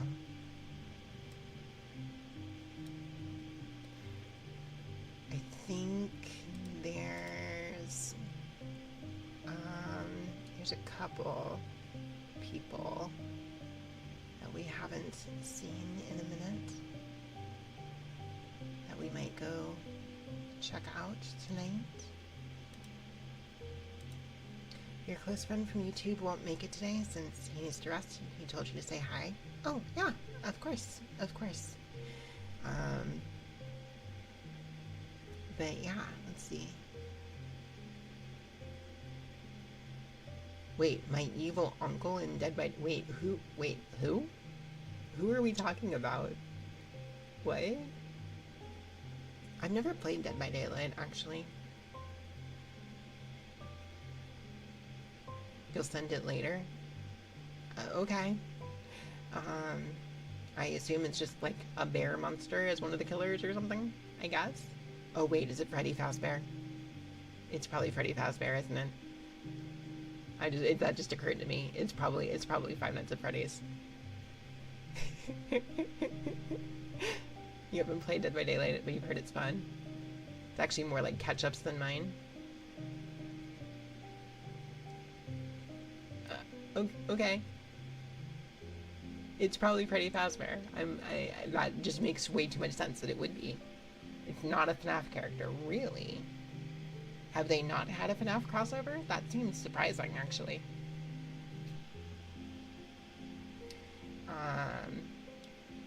You'll let your close friend know about the news. Yeah, no, I'm doing fine, and I'm happy to be back. Like I said, it's still definitely... Oh, they did? Okay. I definitely, the character in question is a big teddy bear. Oh, I see. What was I saying? Definitely going to, still be in recovery for, honestly, for the better part of this month. That's just going to be a thing. But, I don't think it's going to get in the way of anything, because, I'm doing fine right now, and I imagine it's going to be the same story on Tuesday when we're back here again. So, in any case, let me see here. But yeah, this is our 15-minute warning now. If you have any channel point redeems you would like to put in at this point, any ASMR requests you would like to cash in, this is the time, because we will be raiding out soon. I will probably be picking our raid targets within the next 10 minutes. Because otherwise I will sit here and poke through it forever while we're trying to end out. That's just how that works. But, let me see here. I think I know who we're going to go say hi to, because I don't think we've raided them in a while. So long as they're still going when we finish, I think that's where we're heading. There's actually a couple people we haven't raided in a while. Well, we'll see. You good? You got your Kamajo picks? Fantastic. Oh, let me pull this up. We may as well talk about this now. Let me see. Let me find it real quick. We may as well. Right over here. It should be this one right here. So this is way too small. Let me open it up bigger. So there is our schedule for next week. I will be back here on Tuesday with Mina the Hollower. We'll be starting that game out. On Thursday, imagine somebody just nonchalantly saying I have Sucrose merch without warning. I mean, I will. So I guess to give you guys that heads up, if you weren't here when I talked about it earlier, that will be happening no later than October at the absolute latest. Basically, regardless of whether or not I have everything ready, I will launch the store during my marathon, my anniversary marathon. That's just going to happen. So it's possible it might launch prior to that if I have everything ready first. I'm still waiting on one bit of artwork, and then I need to wait on more test orders to come in to make sure that everything's good. So far, there's only been one item I've needed to redesign. Everything else has been good. Everything else has come out looking pretty good. So, if all of that goes smoothly, there's a chance I may open up the store prior to October, but if nothing else during October's anniversary marathon, I will definitely open it up then, even if I don't have everything on it yet. So that will be a thing. So this week, or I guess next week, depending on how you put it, I'll be starting Mina the Hollower on Tuesday. We'll be starting Pokemon Sword and Shield on Thursday, and potentially in the second half of that stream, I might be doing another collab with Chrysanthemums, but we haven't worked out the details of that yet. It may or may not happen depending on whether other people are available. So the details of that are still upcoming, I guess. Thank you for the hydrate and the headphones. Saturday, we will be doing Kirby's Dream Course with Indie Brambles. And Sunday night, we'll be doing A Look to the Left to do more puzzles on stream. We will be seated with or against your will. Wait, what do you mean? How's it going, Fed?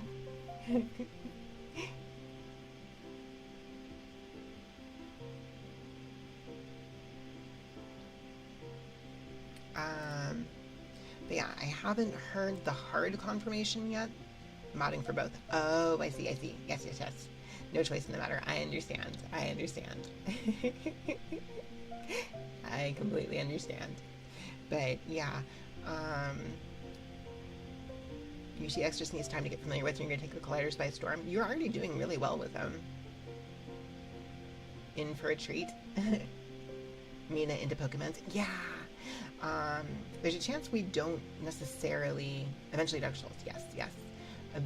There's a chance we wind up just doing Pokemon all day on Thursday if stuff doesn't come together. But Orso, how's it going? Welcome in. Hello. How are you doing? I was mentioning to people that you were making proxies earlier.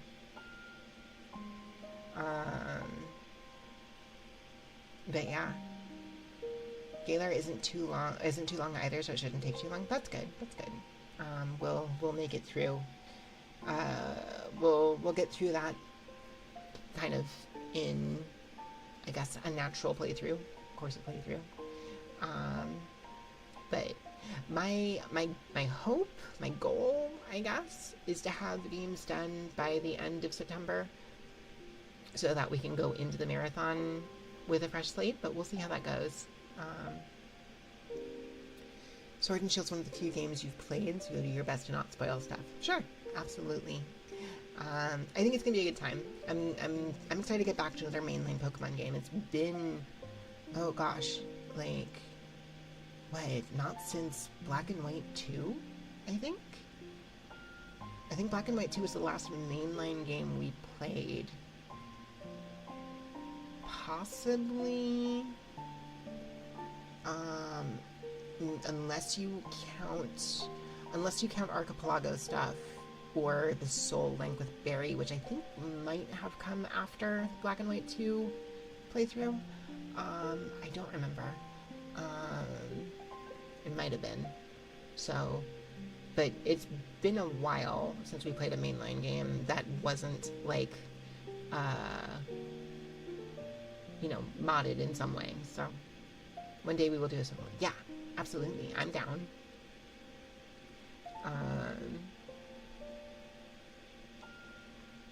You played Sword and Shield, but it was years ago.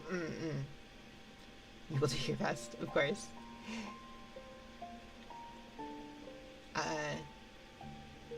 Good night, Lucia. I assume that was a typo.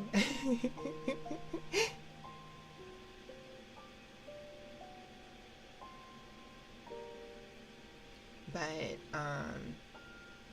anyways, we are winding down here, I think.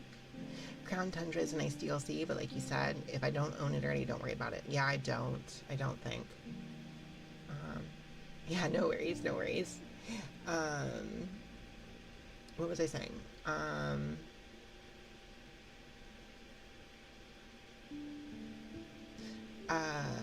Yeah, we'll see what happens when we get to the end of stuff in Sword and Shield. If I'm like hungry for more of it, or if we also have, time before the end of the month, then maybe we'll also do the DLC. But otherwise, we might not worry about it. So, DLC is new territory for you. But like I said, we're leading into October. Like, we're going to be doing Dark Souls in October. we'll probably be doing a number of things because it's going to be a marathon, so I got to set all that up. I don't actually know all of what we're doing that month just yet, outside of Dark Souls being part of it. So yeah, it'll be a good time. I'm excited. Okay. I'm going to go ahead here and look at our options to see Dark Souls in October. Yes. You're so excited? Oh my gosh, I'm glad. Okay. We've got... Ooh, we've actually got a lot of people here that we have not rated in a bit.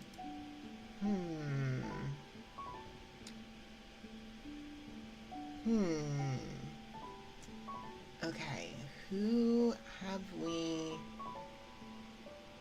been the longest?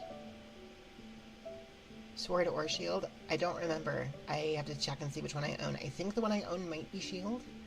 I'm not 100% sure though. I think the one I have is Shield, but I have to check. It's been a while since I looked. Okay.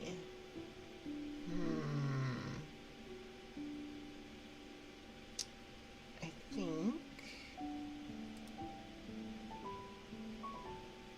Okay, let me put it this way. Would you guys rather stop in at a cozy gaming stream or a more traditional ASMR, like chatting and trigger requests?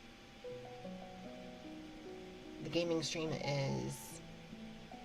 Cozy Gaming sounds good? Yeah, Cozy Gaming stream is Kato's Post Office. And also it's with Silas Serenity, who just started her stream 14 minutes ago. So that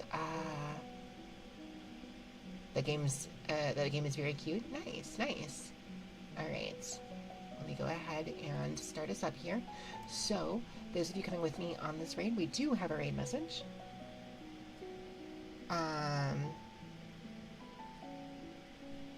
Oh, I guess we had a vote for both. It's fine. We'll head to Zyla. It's been a minute since we raided Zyla, so that works. Vivies, yeah, thank you so much for dropping those raid messages in there, Thad. That first one is if you are not subscribed. The second one is if you are.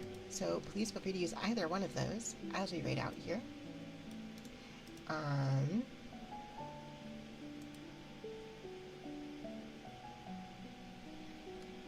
Owe me the channel name. Just in time since I was heading around for Australia. Oh, nice.